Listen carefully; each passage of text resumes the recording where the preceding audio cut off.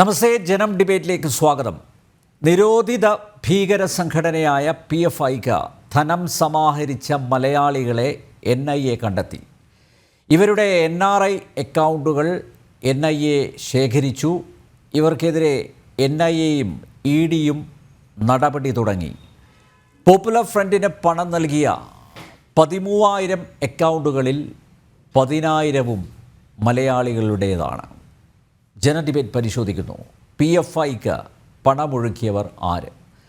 സാമൂഹ്യ നിരീക്ഷകരായ AP Ahmed, Vidyasagar Gurumurthy, doctor Arif Hussain, LDF നേതാവ് അഡ്വക്കേറ്റ് ബലദേവ് സച്ചിദാനന്ദൻ എന്നിവ ചേരുന്നു. എല്ലാ അതിഥികളെയും ഈ സംവാദത്തിലേക്ക് സ്നേഹപൂർവ്വം സ്വാഗതം ചെയ്യുന്നു. ഒപ്പം പ്രേക്ഷകരെയും.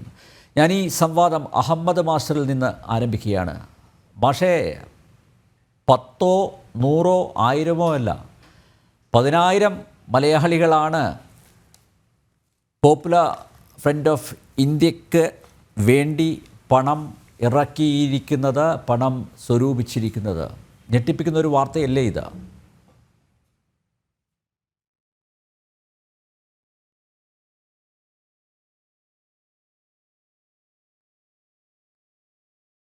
അഹമ്മദ് മാഷ്, കേൾക്കാമോ? മാഷേ, 10, 100, 1000 അല്ല, 10,000 മലയാളികളാണ് പോപ്പുലർ ഫ്രണ്ടിന്, നിരോധിത സംഘടനയായ പോപ്പുലർ ഫ്രണ്ടിന് പണം നൽകിയത്. 13,000 അക്കൗണ്ടുകളാണ് ഇതിനകം NIA കണ്ടെത്തിയത്. ഈ 13,000-ൽ 10,000-ഉം മലയാളികളാണ്. മലയാളികൾ, നമ്മുടെ മലയാളികൾ.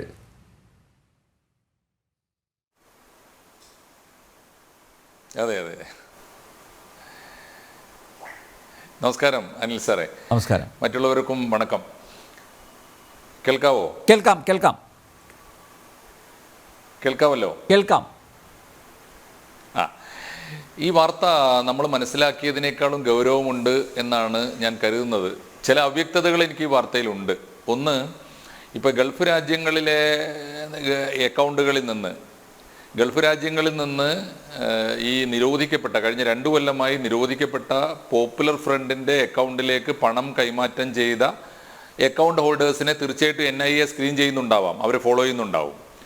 പക്ഷേ അതിനകത്തിപ്പോൾ അതിൽ 13,000 അക്കൗണ്ടുകളിൽ നിന്ന് നിരോധിത സംഘടനയായ പോപ്പുലർ ഫ്രണ്ടിന് ഇപ്പോഴും പണം കിട്ടിക്കൊണ്ടിരിക്കുന്നു എന്നാണ് നമ്മൾ മനസ്സിലാക്കേണ്ടത്. അതിൽ 13,000-ൽ 10,000 പേരും നമ്മുടെ മലയാളികളാണ് എന്നതാണ് ഞെട്ടിക്കുന്ന വാർത്ത. ഇതിനിടയിൽ അവ്യക്തത ഉള്ളത് 2-3 കാര്യങ്ങളിലാണ്. ഒന്ന്, ഈ പോപ്പുലർ ഫ്രണ്ട് മാത്രമല്ല, ഇന്ത്യയിൽ നിലവിലുള്ള രാഷ്ട്രീയ പാർട്ടികളൊന്നും അതേ പേരിലല്ല ഗൾഫ് രാജ്യങ്ങളിൽ പ്രവർത്തിക്കുന്നത്. അതെല്ലാവർക്കും അറിയാവുന്നതാണ്. ഇപ്പോൾ KMCC ആണ് അവിടുത്തെ ലീഗ്, ഓവർസീസ് കൾച്ചറൽ കോൺഗ്രസ് എന്നൊക്കെ പറയുന്നതാണ് അവിടുത്തെ കോൺഗ്രസ്. ഇപ്പോൾ ഓരോ സംഘടനയ്ക്ക്, ഇപ്പോൾ ദല എന്ന് പറഞ്ഞാൽ ദുബായിലെ CPM ആണ്. ഓരോ നഗരങ്ങളിലും CPM സംഘടനകൾക്ക് വേറെ വേറെ പേരുകളാണ്. അതുകൊണ്ട് ഇപ്പോൾ എന്ത് പേരിലാണ് പോപ്പുലർ ഫ്രണ്ട് ഓരോ നഗരത്തിലും പ്രവർത്തിക്കുന്നത്, നമുക്ക് അതൊരു കവർ ചെയ്ത പേരായിരിക്കും, മുഖം മറച്ച പേരായിരിക്കും. അതുകൊണ്ട് ഏത് പേരിലാണ് ഇവർ അവിടെ പ്രവർത്തിക്കുന്നത്, ഏത് പേരിലാണ് സംഭാവന പിരിച്ചത് എന്ന് നമുക്ക് ഉറപ്പിക്കാൻ വയ്യ. രണ്ടാമത്തെ കാര്യം, ഈ വിദേശ മലയാളികൾക്കൊരു സ്വഭാവമുള്ളത്, ആര് സംഭാവന ചോദിച്ചാലും കൊടുക്കും. അത് നാട്ടിലായാലും കൊടുക്കുന്നു മാത്രമല്ല, വിദേശത്ത് അവർ താമസിക്കുന്നിടത്ത് എന്ന് ചോദിച്ചാൽ ഉദാരമായിട്ട് കൊടുക്കും. അപ്പോൾ കൊടുക്കുന്നത് പലപ്പോഴും ഇത് പോപ്പുലർ ഫ്രണ്ട് ആണ് എന്ന് അറിഞ്ഞുകൊണ്ടാവണമെന്നില്ല. അങ്ങനെ അറിയാതെ പെട്ടവരും ഉണ്ടാവാമെന്ന് സൂചിപ്പിക്കാനാണ് ഞാൻ പറഞ്ഞത്, ഒരു സാധ്യത. 2, ഈ ചോദിക്കുന്നത് പലപ്പോഴും ഞങ്ങളുടെ സംഘടനക്കായിട്ടാണ് എന്ന് പറഞ്ഞിട്ടാവില്ല. എന്തെങ്കിലും ചാരിറ്റിയോ നാട്ടിൽ ചെയ്യാൻ പോകുന്ന എന്തെങ്കിലും മഹത്തായ കാര്യങ്ങളോ പള്ളി നിർമ്മാണമോ ഒക്കെ പറഞ്ഞിട്ടായിരിക്കും ചോദിക്കുക. അങ്ങനെ കൊടുത്തവരും ഉണ്ടാകാം. പക്ഷേ പ്രധാനപ്പെട്ടൊരു കാര്യം ഇപ്പോൾ വന്നിരിക്കുന്നത്, ഈ ട്രാൻസാക്ഷനൊക്കെ തന്നെ, ഈ സംഭാവന പിരിക്കുന്നതൊക്കെ തന്നെ മുസ്ലിം സംഘടനകൾ, പ്രത്യേകിച്ച് മുസ്ലിം ലീഗ് ഉൾപ്പെടെയുള്ള എല്ലാ സംഘടനകളും ഇപ്പോൾ അക്കൗണ്ട് ത്രൂ ആക്കിയിരിക്കുന്നു. കാരണം അത് സുതാര്യമാകാനും അതിനകത്ത് വെട്ടിപ്പ് തടയാനും അഴിമതി തടയാനും ഒക്കെയാണ്. സ്വന്തം പാർട്ടിക്കാരെ തന്നെ, പാർട്ടി ലീഡർഷിപ്പിൻ്റെ തന്നെ അഴിമതി തടയാൻ വേണ്ടി സ്വീകരിച്ച മുസ്ലിം ലീഗാണ് ഏറ്റവും മാതൃകാപരമായി സ്വീകരിച്ചത്. പോപ്പുലർ ഫ്രണ്ട് സ്വീകരിച്ചിട്ടുണ്ടാവണം തീർച്ചയായിട്ടും. അപ്പോൾ ഇതിൽ സംശയാസ്പദമായ ഒരു കാര്യമുള്ളത്, ഇതിനകത്ത് അറിഞ്ഞുകൊണ്ട് പെട്ടവർ എത്ര പേരുണ്ട്, അറിയാതെ പെട്ടവർ എത്ര പേരുണ്ട് എന്ന് നമുക്ക് അറിയാൻ അത്ര എളുപ്പമല്ല. ഒരു പക്ഷേ മറ്റു മാർഗങ്ങളിലൂടെ NIA അത് കണ്ടെത്തിയിട്ടുണ്ടാവാം. അതുകൊണ്ടായിരിക്കാം വളരെ ഷാർപ്പായിട്ട് ഈ 10,000 അക്കൗണ്ട് ഹോൾഡേഴ്സ് കേരളത്തിലേക്ക് വരുന്നത് വളരെ ജാഗ്രതയോടെ അവർ കാത്തിരിക്കുന്നതും വന്നാൽ അറസ്റ്റ് ചെയ്യുമെന്ന മുന്നറിയിപ്പ് നൽകുന്നത് അതുകൊണ്ടായിരിക്കാം. ഞാൻ ഭയപ്പെടുന്നത് അത് മാത്രമല്ല, ഈ വാർത്തയിൽ ഞാൻ ഭയപ്പെടുന്നത് മറ്റു ചിലതാണ്. എനിക്ക് വ്യക്തിപരമായ അനുഭവങ്ങളിൽ നിന്ന് തന്നെ അറിയാവുന്ന ഒരു കാര്യം, ഇവിടെ ക്രൈംസ്, ഇവിടെ ദേശവിരുദ്ധമായ കുറ്റകൃത്യങ്ങൾ ചെയ്തിട്ട് മനുഷ്യാവകാശങ്ങൾക്കെതിരായി പ്രവർത്തിച്ചിട്ട് ഇവിടുത്തെ വലിയ ക്രമസമാധാന പ്രശ്നങ്ങൾ ഉണ്ടാക്കിയിട്ട് വലിയ അക്രമ പ്രവർത്തനങ്ങൾ നടത്തിയിട്ട് കൊടിയ കൊലപാതകങ്ങളും അക്രമങ്ങളും നടത്തിയിട്ട് പലപ്പോഴും ഈ ഇസ്ലാമിക തീവ്രവാദികൾ ഒളിച്ചു പാർക്കാൻ പോകുന്നത് വിദേശ രാജ്യങ്ങളാണ്, പ്രത്യേകിച്ച് ഗൾഫ് രാജ്യങ്ങളിലാണ്, സൗദി അറേബ്യ ഉൾപ്പെടെയുള്ള വിദേശ രാജ്യങ്ങളിലാണ്. അവിടെയാണെങ്കിൽ അവർക്ക് ഈ പേരിലല്ല മറ്റു പല പേരിൽ, ഇസ്ലാമിൻ്റെ പേരിൽ, പല ചാരിറ്റികളുടെയൊക്കെ പേരിൽ, പല കൾച്ചറൽ ഓർഗനൈസേഷൻ്റെ മറവിലൊക്കെ പ്രവർത്തിക്കാൻ പറ്റും. ഞാൻ ഈ 13,000 പേരെ സംശയിക്കുന്നത് മറ്റൊരു തരത്തിലാണ് ശ്രീ അനിൽ നമ്പ്യാർ. ആ അർത്ഥത്തിലേക്ക് ഈ വാർത്തയെ എക്സ്പാൻഡ് ചെയ്യാനോ വാർത്തയുടെ ഒരു ഫോളോ അപ്പ് കൊടുക്കാനോ ജനം ടി.വിക്ക് കഴിയുമെങ്കിൽ നല്ലതാണെന്ന് ഞാൻ വിചാരിക്കുന്നത്, ഞാൻ സംശയിക്കുന്നത് ഇവിടെ കൊടിയ ക്രിമിനൽ കുറ്റങ്ങൾ ചെയ്തിട്ട് ഇവിടുന്ന് നാട് കടന്ന് അവിടെ ഒളിച്ചിരിക്കുന്ന, ഇപ്പോഴും ഇവിടുത്തെ പോപ്പുലർ ഫ്രണ്ടിന്റെ ഭാഗമായിരിക്കുന്നവരാകണം ഈ 13,000 അക്കൗണ്ട് ഹോൾഡേഴ്സ് എന്ന് ഞാൻ സംശയിക്കുന്നു. അതുകൊണ്ടായിരിക്കണമല്ലോ, അല്ലാതെ ഈ ചാരിറ്റി പ്രവർത്തനങ്ങൾക്ക് അറിയാതെ സംഭാവന കൊടുത്തത് കൊണ്ടൊന്നും ഈ ഒരു വലിയ കുറ്റകൃത്യത്തിലെ പ്രതികളായി ഇവരെ ജാഗ്രതയോടെ കാത്തിരിക്കുന്ന ഒരു അവസ്ഥയിലേക്ക് ഉത്തരവാദപ്പെട്ട ഒരു നാഷണൽ ഇൻവെസ്റ്റിഗേഷൻ ഏജൻസി വരുമെന്ന് ഞാൻ കരുതുന്നില്ല. അതുകൊണ്ട് ഇത് എനിക്ക് തോന്നുന്നു ഇവിടുത്തെ കുറ്റകൃത്യങ്ങൾ നടത്തിയിട്ട് ഒളിച്ചിരിക്കാൻ അന്യനാട്ടിൽ പോയ ക്രിമിനൽ കുറ്റവാളികൾ തന്നെ ആയിരിക്കണമെന്നും, അല്ലെങ്കിൽ ഇപ്പോഴും പോപ്പുലർ ഫ്രണ്ട് ഇവിടെ നിരോധിക്കപ്പെട്ടപ്പോൾ അന്യനാടുകളിൽ പോയി പോപ്പുലർ ഫ്രണ്ട് ഉണ്ടാക്കുന്നവരോ അതിനുവേണ്ടി പ്രവർത്തിക്കുന്നവരോ ആയിരിക്കാനാണ് ഈ അക്കൗണ്ട് ഹോൾഡേഴ്സിലെ മഹാഭൂരിപക്ഷത്തിൻ്റെയും സാധ്യത എന്ന് ഞാൻ വിചാരിക്കുന്നു. അത് സംബന്ധമായ ഒരു ക്ലാരിറ്റി കൂടി വന്നാൽ ഈ ചർച്ചയ്ക്ക് മാത്രമല്ല ഈ വാർത്തയ്ക്ക് കൂടി കുറെ കൂടി ഒരു വ്യക്തത വരും എന്നാണ് ഞാൻ വിചാരിക്കുന്നത്. മാഷ് പറഞ്ഞത് ശരിയാണ്. ഒരുപക്ഷേ അതായിരിക്കാം കാരണം ഈ വിദേശത്ത് താങ്കൾ പറഞ്ഞതുപോലെ വിദേശത്തിരുന്നു കൊണ്ട് നിരോധിക്കപ്പെട്ട ഒരു സംഘടനയുടെ പ്രവർത്തനങ്ങൾ അത് രഹസ്യമായി ഏകോപിപ്പിക്കുന്നതിൽ ഒരുപക്ഷെ അവർ ബദ്ധശ്രദ്ധരായിരിക്കാം. മാത്രമല്ല സ്ലീപ്പിംഗ് സെല്ലുകൾ ഉണ്ട് എന്ന് നമുക്ക് അറിയാം. അത് നേരത്തെ തന്നെ പോലീസിൻ്റെ ഉന്നത തലങ്ങളിൽ ഇരുന്നവർ തന്നെ ആ കാര്യം വെളിപ്പെടുത്തിയിട്ടുമുണ്ട്. സ്ലീപ്പിംഗ് സെല്ലുകൾ വളരെ സജീവമായിട്ട് പ്രവർത്തിക്കുന്നുണ്ട്. സംഘടനയെ നിരോധിച്ചു, പക്ഷേ എങ്കിലും ഒളിഞ്ഞും തെളിഞ്ഞും അവരുടെ പ്രവർത്തനം സജീവമാണ്. മറ്റ് രാഷ്ട്രീയ പാർട്ടികളിൽ കടന്നു കയറിക്കൊണ്ട് അവരുടെ പ്രവർത്തനം വ്യാപിപ്പിക്കുന്നുണ്ട്, വിപുലമാക്കുന്നുണ്ട്. അതും നമ്മൾ ഭീതിയോടെ തന്നെയല്ലേ നോക്കിക്കാണേണ്ടത്. ഒരുപക്ഷെ അതിനൊക്കെ അറുതി വരുത്താൻ ആയിരിക്കാം ഇത്തരത്തിലൊരു പരിശോധനയ്ക്ക് NIA-യും എൻഫോഴ്സ്മെൻറ്റ് ഡയറക്ടറേറ്റും ഒക്കെ ഇപ്പോൾ തയ്യാറായിരിക്കുന്നത്.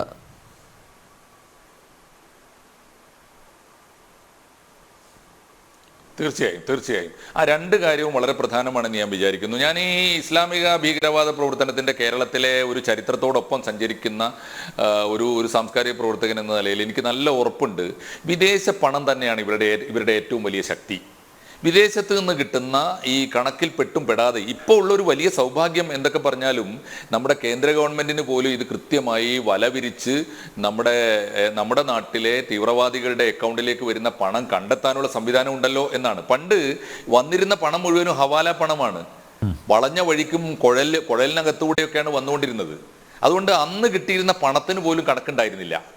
പണവും ആയുധവും എല്ലാം വന്നുകൊണ്ടിരുന്നത് കണക്കിൽപ്പെടാതെയാണ്. ഇപ്പൊ ഇതൊക്കെ നമ്മുടെ സ്ക്രീനിൽ വന്നിരിക്കുന്നു എന്നത് കേന്ദ്ര ഗവൺമെന്റിന്റെ ജാഗ്രതയാണ്. ഒന്ന്, എഫക്റ്റീവായ ഒരു ആഭ്യന്തര വകുപ്പിന്റെ മാനേജ്മെന്റ് ഉണ്ട് എന്നതാണ് രണ്ടാമത്തെ കാരണം.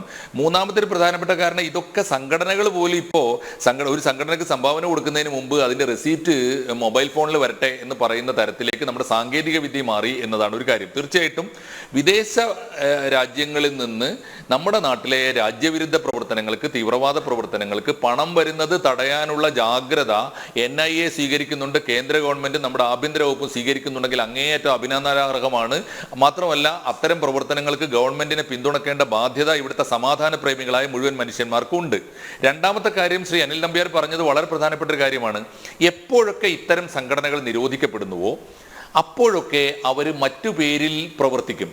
രണ്ട് കാര്യങ്ങളാണ് അവർ ചെയ്യുന്നത്. ഒന്ന്, ഏതെങ്കിലും കടലാസ് സംഘടന ഉണ്ടാക്കിയിട്ട് മറ്റൊരു പേരിൽ അവർ രംഗത്ത് വരികയും അവരുടെ ആക്ടിവിറ്റീസ് ഒന്നും മുടങ്ങാതെ നോക്കുകയും ചെയ്യും. അത് ഈ നിരോധിക്കപ്പെട്ട എല്ലാ സംഘടനകളുടെയും രീതിയാണ്, അറിയാലോ.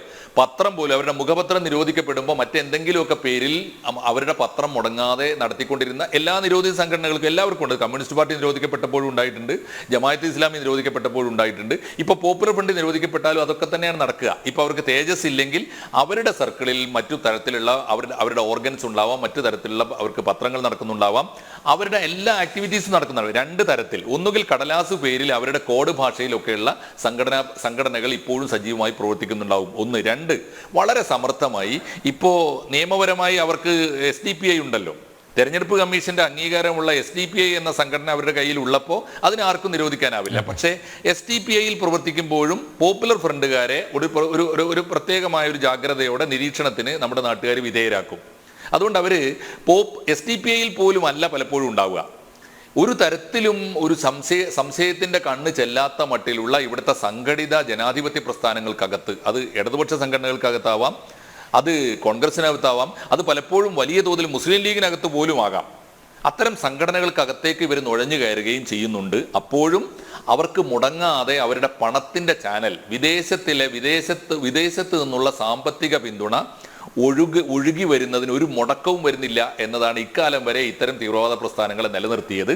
ഇപ്പോഴെങ്കിലും ജാഗ്രതയോടെ ഈ അക്കൗണ്ടുകൾ കണ്ടുപിടിക്കുകയും ആ അക്കൗണ്ടിന്റെ ഹോൾഡേഴ്സ് ആരാണെന്ന് NIAക്ക് ലിസ്റ്റ് ചെയ്യാൻ പറ്റുകയും 13,000 അക്കൗണ്ട് ഹോൾഡേഴ്സ് ഈ രാജ്യത്തിനെതിരായി പ്രവർത്തിച്ച ഈ ഇന്ത്യൻ പൗരന്മാർ വിദേശത്ത് പണിയെടുക്കുന്നുണ്ടെന്ന് മനസ്സിലാക്കുകയും അവർ വരുമ്പോൾ അവരെ രാജ്യം ചോദ്യം ചെയ്യും എന്ന നിലയിലേക്ക് ഉള്ള മുന്നറിയിപ്പുകൾ നമ്മുടെ നാഷണൽ ഇൻവെസ്റ്റിഗേഷൻ ഏജൻസി കൊടുത്തിട്ടുണ്ട് എന്നത് ആശാവഹമായ, സ്വാഗതാർഹമായ, അഭിനന്ദനാർഹമായ ഒരു നീക്കമാണ് എന്നാണ് ഞാൻ ആവർത്തിച്ച് പറയുന്നത്. യെസ്, PFIക്ക് പണമൊഴുക്കിയ ഈ 10,000 മലയാളികൾ ആരൊക്കെയാണ് നമുക്ക് പരിശോധിക്കാം. വിദ്യാസാഗർ, വിദേശത്തിരുന്നു കൊണ്ട് രാജ്യത്തെ തകർക്കാൻ ഒരുമ്പെട്ടിറങ്ങിയിരിക്കുന്ന ഒരു സംഘടനയ്ക്ക് ഫണ്ട് ചെയ്യുക, 13,000 അക്കൗണ്ടുകൾ, 10,000 അക്കൗണ്ടുകൾ മലയാളികളുടേതാണ്. ആരൊക്കെയായിരിക്കും ഈ 10,000 പേർ?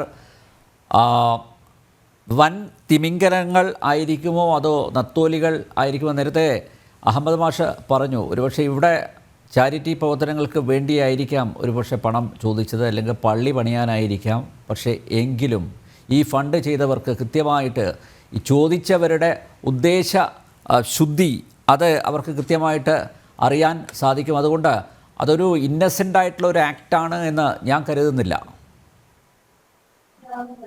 ഇതില് വളരെ അഹമ്മദ് സാർ പറഞ്ഞ കാര്യം സത്യമാണ്. കാരണം ഒരു പക്ഷേ ഇൻവെസ്റ്റ് ചെയ്തവർ അല്ലെങ്കിൽ ഫണ്ട് ചെയ്തവര് പിന്നെ ഇന്നസെന്റ് ആയിരിക്കാം വലിയൊരു ശതമാനം വരെ. കാരണം അവർക്ക് അറിയുണ്ടാവും. കാരണം ഇസ്ലാമിനെ സംബന്ധിച്ച് റിലീജിയസ് കോസ് പറഞ്ഞാൽ ഇഷ്ടം പോലെ പണം വരും.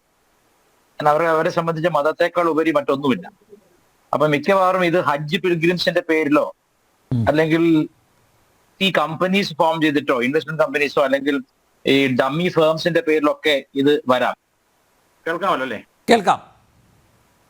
ഡമ്മി ഫേംസിന്റെ പേരിലൊക്കെ വരാം. പിന്നെ റിയൽ എസ്റ്റേറ്റ് ഡീൽസ് വലിയൊരു അളവ് വരെ ഇവര് 2022 ഈ നിരോധിക്കുന്നതിന്റെ തൊട്ട് മുമ്പ് വരെ റിയൽ എസ്റ്റേറ്റ് ഡീലുകളിലെല്ലാം തന്നെ ഇതുപോലെ വിദേശത്ത് നിന്നുള്ള പങ്കാളിത്ത ഫണ്ടുകൾ വാങ്ങിയിരുന്നു. ഒരു പക്ഷേ ആ ഫണ്ടുകളൊന്നും, ആ ഒരു പർട്ടിക്കുലർ ഏരിയ ഒന്നും ഒരു പക്ഷേ നമ്മുടെ ഗവൺമെന്റ് അല്ലെങ്കിൽ NIA ഇവരെ പറ്റി അന്വേഷണം നടത്തുമ്പോൾ അല്ലെങ്കിൽ ഇവരെ ബാൻ ചെയ്യുമ്പോൾ ആ ഏരിയാസ് ഇവർ ഒരു പക്ഷെ നോക്കിയിട്ടുണ്ടാവില്ല എന്ന് ഞാൻ വിചാരിക്കുന്നു. കാരണം അതൊക്കെ നമുക്കൊരു എന്താ പറയാ, ഈ എക്സ്ട്രാ ഓർഗനൈസേഷന്റെ ലിമിറ്റിന് പുറത്തുള്ളതാണല്ലോ. ഇപ്പോ എല്ലാ സംഘടനകളും നേരത്തെ അഹമ്മദ് സാർ പറഞ്ഞ പോലെ തന്നെ കോൺഗ്രസിനും BJPക്കും RSSനും CPMനും ഒക്കെ വിദേശത്ത് പല പേരുകളിൽ സാംസ്കാരിക കൂട്ടായ്മകളുണ്ട്. അപ്പൊ ഈ സാംസ്കാരിക കൂട്ടായ്മകളിലൂടെയാണ് പലപ്പോഴും വലിയ തോതിൽ എല്ലാ സംഘടനകളും പണം പിരിക്കുന്നത്. പക്ഷെ ഇവിടെ ഒരു ഈസി ആയിട്ടുള്ളൊരു ഇതെന്താന്ന് വെച്ചാൽ PFIയെ സംബന്ധിച്ച് Islamic cause is enough to collect enough money. അതാണ് എന്റെ. ഇപ്പൊ ക്ലാൻഡിസ്റ്റൈൻ ആയിട്ട് പിരിക്കുന്നത് വേറെ, ഇസ്ലാമിക് കോസിന് വേണ്ടി ഇപ്പൊ ഹജ്ജ് പിൽഗ്രിമേജിന് കേരളത്തിൽ നിന്ന് ഒരു 2 ലക്ഷം പേരെ കൊണ്ടുപോകണം, അവർക്ക് വേണ്ടുന്ന, അല്ലെങ്കിൽ ഇങ്ങനെ പറയാലോ, തീരെ ആവതില്ലാത്ത ഹജ്ജ് പിൽഗ്രിംസിന് വേണ്ടി അങ്ങനെയൊക്കെ പറഞ്ഞാൽ മതി. അള്ളാഹുവിനെ സംബന്ധിച്ച് വളരെയധികം വലിയൊരു പുണ്യപ്രവൃത്തിയാണ് ഈ ഹജ്ജിന് പോകാന്നുള്ളത്. പക്ഷെ അതിനുവേണ്ടി സഹായിക്കാനാണെന്ന് പറഞ്ഞാലോ, അപ്പൊ എത്രയോ പണം വരും. അപ്പൊ ഇങ്ങനെ ഒരുപാട് ഇൻഡിവിജ്വൽസ് അറിഞ്ഞോ അറിയാതെയോ ഇതിൽപ്പെട്ടിരിക്കാം. പക്ഷെ അതിൽ പ്രധാനമായിട്ടും നമ്മൾ മനസ്സിലാക്കേണ്ട കാര്യം, ഇത് ടെററിസ്റ്റ് ഓർഗനൈസേഷൻസിന് ഈ ഒരു കാര്യത്തിൽ മൊറാലിറ്റി എന്നൊരു സാധനം ഇല്ല. നമ്മൾ എപ്പോഴും മനസ്സിലാക്കേണ്ട വിഷയമാണ്. നമ്മൾ ചിലപ്പോൾ ചിന്തിക്കും പലിശയ്ക്ക് കൊടുക്കുന്ന ഇസ്ലാമികമല്ല, അപ്പൊ പലിശയ്ക്ക് കൊടുക്കില്ല അവർ നമ്മൾ വിചാരിക്കും. പക്ഷെ അങ്ങനെയല്ല, അതിന്റെ യാഥാർത്ഥ്യം അങ്ങനെയല്ല. ടെറർ ഫണ്ടിന് വേണ്ടിയിട്ട് ഏത് വിധത്തിലും കേനാപി സംസ്കൃതത്തിൽ പറഞ്ഞാല് ഏത് വിധത്തിലും എങ്ങനെയെങ്കിലും പണം സ്വരൂപിക്കാനുള്ള അവകാശവും സ്വാതന്ത്ര്യവും അവർക്കുണ്ട് മതത്തിൽ. അതിന് ഉദാഹരണം പറഞ്ഞാല്, പൊതുവെ പറഞ്ഞ ലഹരി, അള്ളാഹു നിഷേധിച്ച കാര്യമാണ് ലഹരി. പക്ഷെ 2022 കണ്ടെത്തിയത് പല പബ്ബുകളുടെയും പല പല മദ്യം വിൽക്കുന്ന മദ്യശാലകളുടെ ഒക്കെ പേരിൽ ഇവര് അഫ്ഗാനിസ്ഥാനിലൊക്കെ പണം പിരിച്ചിട്ടുണ്ടെന്നാണ് പറയുന്നത് ഈ ഒരു ഇസ്ലാമിക് ടെറർ ഓർഗനൈസേഷൻസ്. പ്രധാനമായിട്ടും നമ്മുടെ നാട്ടിൽ പലിശയ്ക്ക് കൊടുക്കില്ല എന്ന് പറഞ്ഞാലും ഇത് മറ്റൊരു രീതിയിൽ പലിശ വാങ്ങുന്ന രീതിയിൽ അല്ലെങ്കിൽ പലിശ ഓഫർ കൊടുക്കുന്ന ഫണ്ട്, അതായത് മുതൽ പ്രിൻസിപ്പൽ എമൗണ്ട് സ്വീകരിക്കുന്ന പരിപാടി ഇവർക്കുണ്ട്. അപ്പൊ നമ്മൾ വിചാരിക്കും ഇവര് എന്താ ഇങ്ങനെ പുരുഷന്മാരെ സ്വർണം ധരിക്കാൻ പാടില്ല എന്ന് ഇസ്ലാമിലൊരു പിന്നെ അലിഖിത നിയമോ ലിഖിത നിയമോ എനിക്ക് അറിഞ്ഞൂടാ. അത് ഫറലാണോ അതോ പിന്നെ സുന്നത്താണോ എന്ന് എനിക്ക് അറിഞ്ഞൂടാ. എങ്കിലും അവർ അധികം പേര് സ്വർണം ധരിച്ച് കാണാറില്ല. പക്ഷെ അതേ സമയത്ത് അവർക്ക് സ്വർണം കഴുത്തിലിട്ടില്ലെങ്കിലും ആസനത്തിൽ കൊണ്ടുവരാൻ ഉള്ള ഒരു സ്വാതന്ത്ര്യം അവരുടെ മതം ഉപയോഗിക്കുന്നുണ്ട് പണം കൊണ്ടുവരാൻ വേണ്ടിയിട്ട്. ഇപ്പൊ സമാന്തര ഇക്കണോമിക് സിസ്റ്റം ഉണ്ടാക്കിയെടുക്കുക, പാരലൽ ഇക്കണോമിക് സിസ്റ്റം ഉണ്ടാക്കിയെടുക്കേണ്ട കാര്യം അവർക്കെല്ലാം ഉണ്ടാക്കിയെടുത്തിട്ടുണ്ട്. ഒരു രാജ്യത്തേക്ക് അനധികൃതമായി അക്കൗണ്ടഡ് മണി അല്ലാതെ ഗർഭപാത്രത്തിലും യോനിക്കുള്ളിലും ആസനത്തിനുള്ളിലും ഒക്കെ പണം കൊണ്ടുവരുമ്പോൾ ചെറിയ എമൗണ്ട്സ് നമ്മൾ വിചാരിക്കും. 100 തവണ കടത്തുമ്പോൾ ഒരു തവണയാണ് പിടിക്കപ്പെടുന്നത്. 100 തവണ ഇത് കടത്തുമ്പോൾ ഒരു തവണ പിടിക്കപ്പെടുന്നു. ഇങ്ങോട്ട് വന്ന ഗോൾഡ് ഒക്കെ എവിടെ പോയി? ഈ ഗോൾഡിന്റെ സോഴ്സ് എന്താണ്? ഈ ഗോൾഡിന്റെ ടാർഗറ്റ് കസ്റ്റമർ ആരാണ്? ഇതൊക്കെ പരിശോധിക്കാതെ നമ്മൾ ഒരുപാട് കാലം മൗഢ്യം നടിച്ചിരുന്നത് കൊണ്ടാണ് ഇപ്പൊ ഈ 13,000 അക്കൗണ്ട് എന്നൊക്കെ പറയുന്ന ഒരു അലാമിങ്, അത് തീർച്ചയായിട്ടും അലാമിങ് എമൗണ്ട് ഓഫ് മണിയാണ്. കാരണം 13,000 പേരും 1 ലക്ഷം രൂപ വെച്ചെടുത്താൽ എത്രയായി? അത് ചിന്തിക്കാൻ പറ്റാത്തൊരു എമൗണ്ട് ആണ്. അത്രയും വലിയൊരു എമൗണ്ട് ടെറർ ഫണ്ട് വരികയാണ്. പിന്നെ ഇസ്ലാമിനെ സംബന്ധിച്ച് 2% ഓഫ് ദർ ഇൻകം, അത് 2% എപ്പോഴും ഈ പറഞ്ഞ ഇസ്ലാമിക കോസിന് വേണ്ടി കൊടുക്കേണ്ടതാണ്. അപ്പൊ അങ്ങനെ യൂസഫ് അലിയെ പോലെ വലിയ പണക്കാരൻ അയാളുടെ 2% എത്രയായിരിക്കും? അയാൾ PFI കൊടുത്തു എന്നല്ല ഞാൻ പറയുന്നത്. ഇസ്ലാമിന് വേണ്ടിയിട്ട് കോസിന് വേണ്ടി അദ്ദേഹത്തോട് പോയി ചോദിച്ചാൽ അദ്ദേഹം കൊടുക്കുമല്ലോ. അദ്ദേഹത്തെ ഒരു പക്ഷെ ആ രീതിയിൽ അയാളോട് പോയിട്ട് ഞങ്ങൾ നാളെ മുതൽ ബോംബ് പൊട്ടിക്കാൻ പോകുന്നതായിരിക്കും പറയുന്നുണ്ടാവുക. നമ്മുടെ നാട്ടിൽ ഹജ്ജ് പിൽഗ്രിമേജിന് വേണ്ടിയിട്ട് ഒരുപാട് ലക്ഷക്കണക്കിന് പേര് കഷ്ടപ്പെടുന്നുണ്ട്. നമ്മളൊരു 10,000 പേരുടെ കാര്യം നമ്മൾ ഏറ്റെടുക്കുകയാണ്. യൂസഫ് അലി സാഹിബ് ഞങ്ങൾ അതിനുവേണ്ടി പണം തരുന്നത്. തീർച്ചയായിട്ടും ആൾ റിലീജിയസ് ആയിട്ടുള്ള. പക്ഷേ അവിടെ ഒരു സംശയം വിദ്യാസാഗർ, ഈ ചോദിക്കുന്നവൻ ആരാണ് എന്നുകൂടെ പരിശോധിക്കേണ്ടതല്ലേ അല്ലേ? അല്ല, ചോദിക്കുന്ന പാണക്കാട് തങ്ങളാണ് ചോദിക്കുന്നതെങ്കിൽ ഓക്കെ, നമുക്ക് ആശ്വസിക്കാം അല്ലേ, നമുക്ക് അതിൽ കുറ്റം പറയേണ്ടതില്ല. മറിച്ച് PFIയുടെ നേതാക്കന്മാർ നേരിട്ട് ചോദിക്കുകയാണെങ്കിൽ അത് ഇത്തരം പ്രവർത്തനങ്ങൾക്കല്ല, നേരത്തെ ഇവിടെ പരാമർശിക്കപ്പെട്ട ചാരിറ്റി പ്രവർത്തനങ്ങൾക്കോ അല്ല ഈ ഹജ്ജ് ആക്ടിവിറ്റീസിനോ ഒന്നും അല്ല എന്ന് ആലോചിക്കാനുള്ളൊരു കഴിവ് കൊടുക്കുന്നവർക്ക് വേണ്ടേ? അല്ല, അങ്ങനെയല്ല അനിൽജി. നമ്മളുടെ ഹിന്ദു മതം പോലെ അല്ല, അല്ലെങ്കിൽ ആ രീതിയിലല്ല അവർ ചിന്തിക്കുക. അവരെ സംബന്ധിച്ച് വളരെ വൈകാരികമായാണ് ഇസ്ലാം മതത്തെ അവർ സ്വീകരിച്ചിരിക്കുന്നത്. മതത്തിന്റെ എന്ത് കോസിനും മുടക്കം പറയും. കാരണം എല്ലാ പണവും അള്ളാഹു കൊടുത്തതാണെന്നുള്ള ചിന്തയാണ് അവരെ നയിക്കുന്നത്. ഇപ്പൊ യൂസഫ് അലിയോട് വിട്ട് പറയുകയാണ്. പിന്നെ ഒരു കാര്യം അങ്ങ് പറഞ്ഞത് ശരിയാണ്, ഒരു നല്ല മുഖം വേണ്ടേ പോയി ചോദിക്കാൻ? മമ്മൂട്ടി ചോദിച്ചാൽ മതിയല്ലോ. അതെ, മമ്മൂട്ടി ഒരു പക്ഷേ ഇതിനെപ്പറ്റി അവെയർ ആയിരിക്കില്ല. മമ്മൂട്ടിയോട് ഒരു പറയുന്നത് പിന്നെ ഇത്രയും പേർക്ക് ഹജ്ജിന് പോകണമെന്നുണ്ട്, നോക്കാം, അതിനെ സഹായിക്കണം എന്ന് പറയുമ്പോൾ അയാൾ കുറച്ച് പൈസ കൊടുക്കും. പിന്നെ പറയും പോരാത്തിന് യൂസഫിനെ ഞാൻ വിളിക്കാന്ന് പറഞ്ഞിട്ട് വിളിച്ചു പറയുമായിരിക്കും ഇങ്ങനെ. അപ്പൊ ഈ ഒരു കണക്ഷൻ നമുക്ക് ചിന്തിക്കാതിനപ്പുറത്ത് 5-മോ 6-മോ ഏജന്റ് വ്യക്തിയായിരിക്കും, ഇതൊന്നും അറിയാത്ത ഒരാളായിരിക്കും പോയിട്ട് ഫണ്ട് ചോദിക്കുന്നുണ്ടാവുക. ഇപ്പൊ ഇതിൽ പ്രധാനപ്പെട്ട ഒരു കാര്യം, ഈ കഴിഞ്ഞ ഒരു 2 ദശകങ്ങൾക്കുള്ളിൽ ഖത്തർ ഒരു വലിയ സാമ്പത്തിക ശക്തിയായി തീർന്നത് കേരളത്തിലും തമിഴ്നാട്ടിലും മറ്റുമുള്ള മിക്ക ടെററിസ്റ്റ് ഓർഗനൈസേഷൻസിനും വലിയ ആശ്വാസമായി എന്നാണ് ഞാൻ മനസ്സിലാക്കുന്നത്. ഖത്തർ വളരെയധികം റിലീജിയസ് കോസിന് വേണ്ടി പണം കാരണം ചോദിക്കാതെ കഴിഞ്ഞ ദശകങ്ങളിൽ ചെലവാക്കിയിട്ടുണ്ടെന്നാണ് ഞാൻ മനസ്സിലാക്കുന്നത്. അപ്പൊ അതുകൊണ്ടാണ് ഞാൻ കഴിഞ്ഞ ഒരു ചർച്ചയിൽ അങ്ങോട്ട് പറഞ്ഞിരുന്നല്ലോ, ഇവിടെ ചെയ്തിരിക്കുന്നത് Qatar Kerala fraternity, Bahrain Kerala fraternity, പിന്നെ ദുബായ് കേരള ഫ്രട്ടേണിറ്റി, ഇങ്ങനെ പല ഫ്രട്ടേണിറ്റി കമ്മിറ്റികൾ ഉണ്ടാക്കിയിരിക്കുകയാണ്, സാഹോദര്യ സമിതികൾ. ഈ സാഹോദര്യ സമിതികളുടെ പ്രത്യേകത എന്താ വെച്ചാൽ അവരൊരിക്കലും ഒരു SDPI എന്നോ ജമാഅത്ത് ഇസ്ലാമി എന്നോ അല്ലെങ്കിൽ പോപ്പുലർ ഫ്രണ്ട് എന്നൊന്നും പറയില്ല. അവർ കേരളത്തിലുള്ള ജനങ്ങൾക്ക് അവരുടെ കഷ്ടത നീക്കാൻ വേണ്ടിയിട്ട് ഖത്തറുമായി സഹകരിക്കുന്ന ഒരു സാംസ്കാരിക സമിതിയായിട്ടാണ് തുടങ്ങിയിരിക്കുന്നത്. അങ്ങനെ ഉണ്ടാകുമ്പോഴുള്ള കുഴപ്പം, ഇത് nobody can trace it back to the source. അതാണ് പ്രശ്നം. ഇപ്പൊ ഒരു പർട്ടിക്കുലർ ഓർഗനൈസേഷന്റെ പേര് അന്വേഷിച്ചാൽ തന്നെ ഇത് വന്ന് നിൽക്കുന്ന സോഴ്സ് എപ്പോഴും ഈ ഫ്രട്ടേണിറ്റിയുടെ കേരളത്തിലെ ഏതെങ്കിലും ചെറിയ ഓഫീസിലായിരിക്കും. ആ ഓഫീസിൽ മിക്കവാറും കോൺഗ്രസ് പ്രവർത്തകരോ കമ്മ്യൂണിസ്റ്റ് പാർട്ടി പ്രവർത്തകരോ ആയിരിക്കും അൺഡൗട്ടഡ്ലി. അതിൽ ഒരൊറ്റ PFI കാരൻ പോലും ഒഫീഷ്യലി പങ്കെടുക്കുകയുമില്ല. ഇതൊരു മൾട്ടി ലെയേർഡ് ആയിട്ടുള്ള, നമ്മുടെ ദേവി മഹാത്മ്യത്തിലൊക്കെ പറയുന്ന പോലെ രക്തബീജനെ പോലെയുള്ള ഒരു സംഘടനയാണ്. ഓരോ തുള്ളി ചോരയിൽ നിന്നും 1000 പേർ ഉയർത്തി നിൽക്കുന്ന രക്തബീജനെ പോലെയുള്ള ആ ഒരു ഐഡിയ ആണിത്. അതായത് ഒരു ഏതെങ്കിലും ഒരു പർട്ടിക്കുലർ പിന്നെ സോഴ്സ് ഓഫ് ഇൻകം മൂടിപ്പോയാൽ പോലും ബാക്കി 1000 എണ്ണോട് തുറന്നിരിപ്പുണ്ട് എന്ന ഒരു ധൈര്യമാണ് ഈ സംഘടനകളിലൊക്കെ. ഇപ്പൊ നമ്മൾ കണ്ടിട്ടില്ലേ പലപ്പോഴും നമ്മുടെ ജോസഫ് മാഷിന്റെ കൈവെട്ടിയ കേസിൽ, അതും ഒരു ടെററിസ്റ്റ് അറ്റാക്ക് തന്നെയാണല്ലോ. ഈ ജോസഫ് മാഷിന്റെ കൈവെട്ടിയ കേസിൽ അദ്ദേഹത്തിന്റെ ഭാര്യ പോലും ഈ പ്രഷർ കാരണം മരിച്ചു പോവുകയാണ് ചെയ്തത്, ആത്മഹത്യയാണ് ചെയ്തത്. ഇങ്ങനെ ഒരു വലിയ അപകടം പിടിച്ച ഒരു അവസ്ഥ കേരളത്തിലുണ്ടായിട്ടും സാംസ്കാരിക കേരളത്തിന്റെ പ്രതികരണം ഇത്ര തണുത്തു പോകാൻ കാരണം എന്താണ്? ഇപ്പൊ ഞാനിപ്പോ ഓർക്കുകയാണ്, കോഴിക്കോട് ജില്ല കേന്ദ്രമാക്കി പ്രവർത്തിക്കുന്ന വർത്തമാനം എന്നൊരു ദിനപത്രം ഉണ്ടായിരുന്നോ ഉണ്ടോ എന്ന് എനിക്ക് പറയാം. ഉണ്ടോ അത് ഇപ്പൊ ഉണ്ട്, വർത്തമാനം ഉണ്ട്. ആ വർത്തമാനം പത്രം നടക്കുന്ന കേരള നദുവത്തുൽ മുജാഹിദീൻ KNM. അത് മുജാഹിദ് 2 സ്പ്ലിറ്റ് ഉണ്ട്. അതായത് പിന്നെ നമ്മൾ പണ്ട് നായനാര് പറഞ്ഞ ഒരു പട്ടിക്കാഷ്ടം 2 കഷ്ണമായി മുറിച്ചാൽ മതി. മുജാഹിദ് 2 കഷ്ണമുണ്ട് ഇപ്പോ. ഒന്ന് കേരള നദുവത്തുൽ മുജാഹിദീനും മറ്റേത് ഒഫീഷ്യൽ സലഫി മുജാഹിദുകളുമാണ്. രണ്ടും ഒരേപോലെ വിഷമുള്ള 2 ഉഗ്ര വിഷമുള്ള ജീവികളാണ്. ആ നദുവത്തുൽ മുജാഹിദീൻ നടത്തുന്ന പത്രത്തിൽ കോഴിക്കോട് ചാലപ്പുറത്ത് നമ്മുടെയൊക്കെ വീടിന്റെ അടുത്താണ് ഈ ഒരു 3 കഷ്ണമുണ്ട്. ശരിയാണ്, 3 കഷ്ണമുണ്ട്. അപ്പോ ഈ ഒരു പർട്ടിക്കുലർ ഓർഗനൈസേഷന്റെ പത്രമാണ് വർത്തമാനം. 3 ഗ്രൂപ്പുണ്ട്. പ്രബല 3 ഗ്രൂപ്പുണ്ട്. അപ്പൊ ഈ വർത്തമാനം പത്രത്തിന്റെ അന്നത്തെ ചീഫ് എഡിറ്റർ ആയിരുന്നത് പ്രമുഖ പ്രഭാഷകനായിരുന്ന അഴീക്കോട് മാഷാണ്. അതെ, സുകുമാർ അഴീക്കോട് മാഷും ജമാഅത്തെ ഇസ്ലാമി തമ്മിൽ എന്ത് ബന്ധമാണ്, അല്ലെങ്കിൽ മുജാഹിദോട്ട് എന്ത് ബന്ധമാണ്? അപ്പൊ മാഷെ സംബന്ധിച്ച് മാഷയുടെ സാംസ്കാരിക പ്രവർത്തനം എന്ന് പറയുന്നത് ഗാന്ധിയിൽ ഒതുങ്ങുന്നതും ഗാന്ധിയിൽ തുടങ്ങുന്നതുമാണ്. ആ ഗാന്ധി ഏതാ ഞാൻ പറയണ്ടല്ലോ, നോട്ട് കറൻസിയിലുള്ള ഗാന്ധിയാണ്. മനസ്സിലായി. അതെ.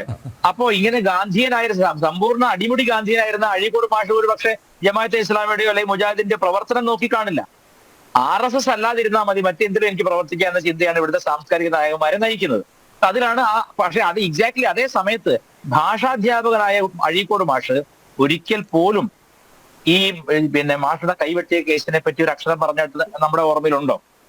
അല്ലെങ്കിൽ ഏതെങ്കിലും ഒരു ഭാഷാധ്യാപകം കേരളത്തിലെ സാംസ്കാരിക, ഇപ്പം പൊന്നാനിയിലുണ്ടല്ലോ ഒരാൾ നിരന്തരം പ്രസംഗിക്കുന്ന ആലങ്കോട് ലീലാകൃഷ്ണൻ എന്തെങ്കിലും ഈ പറഞ്ഞോ ഇവിടെ നടത്തുന്ന ഈ തെമ്മാടിത്തരം, ഈ ടെററിസമാണ് ജോസഫ് മാഷ്ക്കെതിരെ നടത്തിയെന്ന് ഒരു അക്ഷരം പറഞ്ഞോ? ഇല്ല. അപ്പൊ കമ്മ്യൂണിസ്റ്റ് മേലങ്കി അണിഞ്ഞ് നടക്കുന്ന ഏതെങ്കിലും ഒരുത്തനെ കൊണ്ട് ചോദിപ്പിച്ചാൽ പോരെ ഫണ്ട് വരാൻ? അവർ ചോദിക്കുകയും ചെയ്യും. അവരെ സംബന്ധിച്ച് പിന്നെ നശിപ്പിക്കപ്പെടേണ്ടെന്ന ഒരേ ഒരു പ്രസ്ഥാനം RSS മാത്രമാണ്. ബാക്കി അന്താരാഷ്ട്ര തീവ്രവാദികളാണെങ്കിലും പ്രശ്നമില്ല, ലോക്കൽ തീവ്രവാദികൾ അവർക്ക് പ്രശ്നമില്ല. അപ്പൊ ഈ മാഷയുടെ കൈവെട്ടിയ കേസിലെ പ്രതികൾ അവരെ ജയിലിലേക്ക് കൊണ്ടുവരുമ്പോഴും കോടതിയിൽ കൊണ്ടുപോകുമ്പോഴും ഒക്കെ അവരുടെ മുഖഭാവം അങ്ങ് ശ്രദ്ധിച്ചോ എന്ന് എനിക്കറിയില്ല. ചിരിച്ചുകൊണ്ട് പിന്നെ ഇങ്ങനെ ഒറ്റ ചൂണ്ടുവരൽ മുകളിലേക്ക് ഉയർത്തി കാണിക്കുകയാണ്. അത് ഈ ചൂണ്ടുവരൽ മുകളിലേക്ക് ഉയർത്തി കാണിക്കുന്ന പ്രധാന കാരണം അല്ലാഹു സമദ്, അല്ലാഹു മാലിക്, അല്ലാഹു ആണ് ഏകനാഥൻ, അല്ലാഹു ആണ് രക്ഷകൻ, അല്ലാഹു ഇസ് ദ പ്രൊവൈഡർ എന്ന് കാണിക്കാൻ വേണ്ടി, ഇത് അല്ലാഹുവിന്റെ വിജയം എന്ന് കാണിക്കാനാണ് ഈ ഒരു ചൂണ്ടുവിരൽ മുകളിലേക്ക് ഉയർത്തി കാണിക്കുന്നത്. അപ്പൊ ഈ മുകളിലേക്ക് ഉയർത്തി കാണിച്ചുകൊണ്ട് വണ്ടിയിൽ കയറി ചിരിച്ചുകൊണ്ടാണ് കയറുന്നത്. പിന്നെ അതുപോലെ ചിരിച്ചത് കൊടിശുനി മാത്രമാണ് നമ്മുടെ ഓർമ്മയിൽ. കൊടിശുനി, കിർമാണി മനോജ്, പിന്നെ അങ്ങനെ അങ്ങനത്തെ കുറെ വിപ്ലവ പ്രവർത്തകരുടെ ചിരി മാത്രം. അതിന് കാരണം പാർട്ടി പുറകിലുണ്ട് സംരക്ഷിക്കാൻ, അതാണ് ആ ചിരി. പക്ഷെ ഇതല്ല ചിരി. ഈ ചിരി എന്താണെന്ന് വെച്ചാൽ ഈ ജോസഫ് മാഷിന്റെ കുടുംബം തകർത്ത് കളഞ്ഞല്ലോ. ഇസ്ലാമിനെതിരെ ഇനി ഒരുത്തനും ഒരു വരി പോലും എഴുതാൻ ധൈര്യം ഉണ്ടാവരുത്, ഒരു വരി പോലും പ്രസംഗിക്കാൻ ധൈര്യം ഉണ്ടാവരുത്. അവനെ മാത്രം കൊന്നാൽ പോരാ, അവന്റെ കുടുംബത്തെ നശിപ്പിച്ചിട്ടാണ് ഞങ്ങൾ സന്തോഷത്തോടു കൂടി ജയിലിലേക്ക് പോകുന്നത്. ഞങ്ങൾക്ക് അവിടെ അള്ളാഹു ഇപ്പൊ ബിരിയാണി ഉണ്ടാക്കിക്കൊണ്ടിരിക്കുകയാണെന്നാണ് ഈ മൂഢന്മാരുടെ വിശ്വാസം. ഞങ്ങൾക്ക് വേണ്ടുന്ന പിന്നെ ദം ബിരിയാണി തയ്യാറാക്കുകയാണ് അള്ളാഹു സ്വർഗത്തിൽ എന്നാണ് ഈ വിഡ്ഢികളുടെ മതം പഠിപ്പിക്കുന്നതും അവർ പ്രവർത്തിക്കുന്നതും. അപ്പൊ എന്തുകൊണ്ടാണ് ഞാൻ പറയാൻ കാരണം, ഈ ടെറർ ഫണ്ട് എവിടുന്നത്? ഇപ്പം ജോസഫ് മാഷെ വെട്ടിയതിന് ഒരു മഴു വാങ്ങാൻ വേണ്ടിയുള്ള പണം പോലും കൃത്യമായി മതപ്രാർത്ഥനയോടുകൂടി കൊടുക്കപ്പെടുന്ന ഒരു സമൂഹത്തിലാണ് നമ്മൾ ജീവിക്കുന്നത്. ഈ 13,000 എന്ന കണക്കൊന്നും എന്നെ ഒട്ടും ഞെട്ടിക്കുന്നില്ല. കാരണം ഞാൻ ഇതേ ഫ്ലോറിൽ തന്നെ പലപ്പോഴും പറഞ്ഞിട്ടുള്ള കാര്യമാണ്, ഇവർ ഒരിക്കലും അടങ്ങിയിരിക്കുന്നില്ല എന്നുള്ള കാര്യം. ഇവർ പല വിധത്തിൽ ഫണ്ട് സ്വരൂപിക്കുകയും ഇപ്പോൾ തന്നെ മറ്റേ MEC7 അതെന്തായെന്ന് പിന്നെ പടച്ചവന് മാത്രമേ അറിയുള്ളൂ അവസ്ഥയുണ്ട്. MEC7 അവിടെ പോയി, MEC7 പ്രവർത്തിക്കുന്നുണ്ട് കേരള. അതാണ് ഞാൻ പറഞ്ഞത്, ഈ ഒരു അസുര വിഭാഗം അവർ പ്രത്യേകിച്ച് ഞാനൊരു കാര്യം പറയാം, അവർ ഒരിക്കലും വിശ്രമിക്കുന്നില്ല. അവർ ഒന്നല്ലെങ്കിൽ മറ്റൊരു രീതിയിൽ സംഘടനകൾ ഉണ്ടാക്കി നിരന്തരം പ്രവർത്തിച്ചുകൊണ്ടിരിക്കുകയാണ്. അതേസമയം നമ്മളെ അണ്ണന്മാരെന്താ ചെയ്യുന്നത്? നല്ല ചാരുകസാലിൽ കുളിച്ച് കടന്നുറങ്ങിയിട്ട് കുറി തൊട്ടിട്ട് പറയാണ് സനാതന ധർമ്മല്ലേ അതൊരിക്കലും നശിക്കൂല എന്ന് പറഞ്ഞ് കടന്നുറങ്ങുകയാണ്. എന്നുവെച്ചാൽ നമ്മൾ വളരെയധികം വിശ്രമിക്കുകയും അവർ പരിശ്രമിക്കുകയും ചെയ്യുകയാണ്. ഈ വിശ്രമത്തിന്റെ അപകടവും അവരുടെ പരിശ്രമത്തിന്റെ അപകടവും ഒന്ന് തന്നെയാണ്. നമ്മുടെ മൗനവും നമ്മുടെ വിശ്രമവും നമ്മെ കൂടുതൽ കൂടുതൽ നരകത്തിലേക്ക് തള്ളിയിടുകയാണ്. ഈ ലോകത്തെ ജീവിതത്തിലെ നരകത്തിലേക്ക്. അവരുടെ പരിശ്രമം നിരന്തരമായി ടെറർ ഫണ്ടുകൾ സ്വീകരിക്കുകയാണ്. അഫ്ഗാനിസ്ഥാനിൽ ഒസാമ ബിൻ ലാദനൊക്കെ മുമ്പ് കസാഖിസ്ഥാൻ വഴിയുള്ള നുഴഞ്ഞുകയറ്റം, ആ കസാഖിസ്ഥാൻ വഴിയുള്ള നുഴഞ്ഞുകയറ്റ സമയത്ത് കസാഖിസ്ഥാന്റെ ആ ബോർഡർ, റഷ്യൻ ബോർഡറിൽ ഇവര് സ്ഥിരമായിട്ട് ഇസ്ലാമിക ജിഹാദി ശക്തികൾ നുഴഞ്ഞു കയറിയിട്ടാണ്, ഇൻഫിൽട്രേറ്റ് ചെയ്തിട്ടാണ് AK-47 കലാഷ്നിക്കോവ് തോക്കുകൾ മോഷ്ടിച്ചിരുന്നത്. ഇപ്പൊ മോഷണം ഇസ്ലാമികമാണോ അല്ല എന്ന് കിതാബിൽ കാണുമായിരിക്കും. പക്ഷെ പ്രവൃത്തിയിൽ എന്താണ്? അള്ളാഹുവിന് വേണ്ടി സമരം ചെയ്യുമ്പോൾ മോഷണം, വ്യഭിചാരം, കൂട്ടിക്കൊടുപ്പ്, മറ്റുള്ളവരെ ഉപദ്രവിക്കൽ, പിന്നെ പലിശയ്ക്ക് പണം കൊടുക്കൽ, ആസനത്തിൽ സ്വർണം കടത്തൽ, ഇതൊക്കെ ന്യായമായി തീരും. അപ്പൊ ജിഹാദിന് വേണ്ടി ചെയ്യുന്ന എല്ലാ പ്രവർത്തനങ്ങളും ഇസ്ലാം വിലക്കിയതാണെങ്കിൽ പോലും അത് ജിഹാദിനുള്ള ഫണ്ട് ഉണ്ടാക്കാനാണെങ്കിൽ അത് ന്യായീകരിക്കപ്പെടുകയും സ്വർഗത്തിൽ വിശേഷപ്പെട്ട ഒരു സീറ്റ് കിട്ടുകയും ചെയ്യുന്നുള്ള മൂഢവിശ്വാസമുള്ള ഒരു ജനതയെ തിരുത്തുക അസാധ്യമാണ്. തുരത്തുക എന്നുള്ളത് മാത്രമേ പോകാൻ വഴിയുള്ളൂ. അത് ഞാൻ ഒരു കാര്യം കൂടി പറയാം. അഫ്ഗാനിസ്ഥാനിൽ ഇവര് ഇങ്ങനെ കസാഖിസ്ഥാൻ വഴിയില്ല എല്ലാ മോഷണം മുതൽ ഈ കൊള്ളയടിച്ച മുതൽ കൊണ്ടുവരികയും ഇവർ അഫ്ഗാനിസ്ഥാനിലാണ് ഏറ്റവും അധികം കഞ്ചാവ് കൃഷി, കറുപ്പ് തോട്ടങ്ങൾ ഒക്കെ ആ കാലത്ത് 90s ഏറ്റവും വ്യാപകമായി ഹെക്ടർ കണക്കിന് സ്ഥലത്ത് കഞ്ചാവ് കൃഷി, പിന്നെ കറുപ്പ് കൃഷി നടത്തിയിരുന്നത്. എന്തിനാണ് അത് ചെയ്തിരുന്നത്? ടെറർ ഫണ്ടിങ്ങിന് വേണ്ടിയാണ്. കഞ്ചാവ് വിറ്റിട്ടാണെങ്കിലും അള്ളാഹുവിന്റെ മാർഗത്തിൽ ഇതര മതസ്ഥരുടെ കഴുത്ത് വെട്ടാനുള്ള പണം സ്വരൂപിക്കുക എന്ന ഒറ്റ ലക്ഷ്യമുള്ളവന് ധർമാധർമ്മ ചിന്തയില്ല. അവൻ പ്രസംഗിക്കുന്നതൊന്നും പ്രവർത്തിക്കുന്ന വേറൊന്നുമാണ്. അതാണ് നമ്മുടെ അനുഭവം. എല്ലാവരെയും നോക്കിയിട്ട് മക്കളെ എന്ന് വിളിച്ചിരുന്ന PDPയുടെ മദനയുടെ പണി എന്തായിരുന്നു? ഇന്നിപ്പോ ഒരു രസകര സംഭവം ഉണ്ടായിട്ടുണ്ട്. ഇന്നാണെന്ന് തോന്നുന്നു, മാതൃഭൂമി കണ്ടാണ്. നമ്മുടെ വലിയങ്ങാടി പൂരത്തിന് മലപ്പുറം ജില്ലയിൽ ആന അടഞ്ഞത്. അപ്പൊ ഈ ആന ഇടയുന്നു കേൾക്കുമ്പോ ഇസ്ലാമിക സമുദായം ആനയും നമ്മൾ എന്താ ബന്ധം? ഈ ആനയെ കൊണ്ടുവരുന്ന വിഭാഗം എന്ന് പറഞ്ഞാൽ ഈ ജാറം പൂജിക്കുന്ന സുന്നികളാണ്. ഈ ഇടയിപ്പിക്കുന്ന ആരാന്നറിയോ? ഈ മുജാഹിദുകളാണ്. അവർ ആനയുടെ കണ്ണിലേക്ക് ഈ ലേസറിലേക്ക് അടിക്കും, അല്ലെങ്കിൽ പിന്നെ എവിടെയെങ്കിലും പിടിച്ച് ഉപദ്രവിക്കും. അപ്പൊ ആന ഇടയും. അതാണ് പരിപാടി. ഇന്ന് ആള് ചത്തോന്നറിയില്ല, ആന ഇടഞ്ഞിട്ടുണ്ടെന്ന്. അപ്പൊ ഇതൊക്കെ സ്ഥിരം പരിപാടിയാണ്. കേരളത്തിൽ നടക്കുന്ന ആഭാസകരമായ പോലീസ് എന്ന് പറയുന്ന പിന്നെ വെറും വെള്ളരിപ്പ നാടകം കളിക്കുന്ന ആളുകളെ കൊണ്ടുള്ള യൂസ്ലെസ് പോലീസിനെ കൊണ്ടുവന്ന കുഴപ്പമാണിത്. എല്ലാ വർഷവും അങ്ങാടി നിറച്ച് ആനയെ കൊണ്ടുവരുമ്പോ ഇവിടെ നമ്മൾ മനസ്സിലാക്കേണ്ടത് സുന്നികൾ എന്ന് പറയുന്ന വിധി വിഭാഗം അവർക്കൊന്നും അറിഞ്ഞൂടാ. അവർ പാരമ്പര്യവാദികളാണ്. അവർ ഈ ജാറം പൂജകരാണ്. ഈ ജാറം പൂജ നടക്കുന്നത് മറ്റൊരു ഇഷ്ടമല്ല, അത് അനിസ്ലാമികമാണ് അവരുടെ പക്ഷം. അപ്പൊ അവരെന്ത് ചെയ്യണം? അവിടെ കൊണ്ടിരുന്ന ആനയുടെ കണ്ണിലേക്ക് ലേസർ ടോർച്ച് അടിക്കുക. ആര് പറഞ്ഞിട്ടാണ് ഈ ടോർച്ച് അടിക്കുന്നത്? 1993 മദനയുടെ പ്രസംഗമുണ്ട്. എന്താണ്? മക്കളെ, നിങ്ങൾ ഈ ഹിന്ദുക്കളും കാഫര്യങ്ങളും ചെയ്യുന്നവർ ആനയെ കൊണ്ടുവന്നാൽ അതിനെ ഓടിക്കണം എന്ന് പറഞ്ഞു. അപ്പൊ അത് ആ മദന എന്ന ഗുരുവിന്റെ വാക്കുകളും ചിന്താഗതി ഇന്നും പാലിക്കുന്നവരാണ്. ഒരു മിണ്ടാപ്രാണിയാണ്, അതിന്റെ കണ്ണിൽ ടോർച്ച് അടിക്കരുത് ചിന്ത അവർക്കില്ല. എന്ന് വെച്ചാൽ മതം വരുമ്പോൾ ഏറ്റവും അന്ധമായി പെരുമാറുന്ന ഈ ലോകത്ത് ബഹുസ്വരമായി പ്ലൂറലിസ്റ്റിക് സൊസൈറ്റിയിൽ ഒരിക്കലും ജീവിക്കാൻ യാതൊരു അർഹതയും യോഗ്യതയും ഇല്ലാത്ത ഒരു സമൂഹമായി ഇസ്ലാം അതിവേഗം അധപ്പതിക്കുകയാണ്. അതിനുവേണ്ടിയുള്ള ഫണ്ട് അവർക്ക് നിസ്സാരമായിട്ട് കിട്ടും. എങ്ങനെ കിട്ടും? ഏതെങ്കിലും സിനിമാ നടനെ കൊണ്ടോ അല്ലെങ്കിൽ ഏതെങ്കിലും ഇതുപോലെ വലിയ മുതലാളിമാരെ കൊണ്ടോ ഒരൊറ്റ വാക്ക് പറയിപ്പിച്ചാൽ ചിന്തിക്കുന്നതിന് മുമ്പ്. ഇപ്പൊ ഞാൻ ഇന്നൊരുത്തിനെ അറസ്റ്റ് ചെയ്തല്ലോ. എന്താണ്? നമ്മുടെ ഇതിഹാസത്തിൽ ഏറ്റവും ഇമ്പോർട്ടന്റ് ക്യാരക്ടറായ കുന്തി ദേവിയെ ഒരു നടിയുടെ പിൻഭാഗമായി ഉപമിച്ച് പറഞ്ഞ ആഭാസിനെതിരെ ഒരു വാക്ക് പറയാൻ ഇവിടെ ഒരൊറ്റ ഹിന്ദു നേതാവില്ല. അനിൽജി, ഹണി റോസിനെതിരെ ബോബി ചെമ്മണ്ണൂർ പറഞ്ഞു. ഇതേ ബോബി ചെമ്മണ്ണൂര് എത്ര കോടിയാണ് അവിടെ ഒരു കൾപ്രിറ്റിനെ രക്ഷിക്കാൻ വേണ്ടി, ഒരു ഇസ്ലാമിക കൾപ്രിറ്റിനെ രക്ഷിക്കാൻ വേണ്ടി കൊടുത്തത്? അപ്പൊ ഇത് ബോബി ചെമ്മണ്ണൂർ പോലും ഒരു പക്ഷേ ഈ പണം കൊടുത്തിട്ടുണ്ടാവുമെങ്കിലോ നമുക്കറിയാൻ പറ്റുമോ? ഒരു കോടിയിലധികം പൈസകൾ കൊടുത്തില്ലേ? അയാളുടെ ഉദ്ദേശം സ്വർണ്ണ കച്ചവടമാണ്. അപ്പൊ കച്ചവടം വരുമ്പോൾ അവനെ സംബന്ധിച്ച് എല്ലാ ധാർമ്മികതയും കാറ്റിൽ പറത്തുകയാണ്. അവന്റെ അമ്മയോടോ അവന്റെ പെങ്ങളോടോ അവൻ പറയാത്ത ഭാഷ നാട്ടുകാരോട് അവൻ പറയുകയാണ്. പണത്തിന്റെ പേരിൽ മാത്രം നിൽക്കുന്ന ആളുകളെ കൊണ്ടാണ് ജിഹാദും വളരുന്നത്, യാതൊരു ധാർമ്മികതയും ഇല്ലാത്തവരെ കൊണ്ട്. കുന്തി ദേവിയെ പറ്റിയിട്ട് അവൻ പറഞ്ഞ വാക്ക് എന്താണെന്ന് അങ്ങേക്ക് അറിയാലോ. കുന്തി ദേവിയെ ഉപമിച്ചുകൊണ്ടാണ് അവൻ പറഞ്ഞത്. അവൻ കന്യാമരത്തിന് എന്താ ഈ പറഞ്ഞ സാധനമില്ലേ പുറകില്?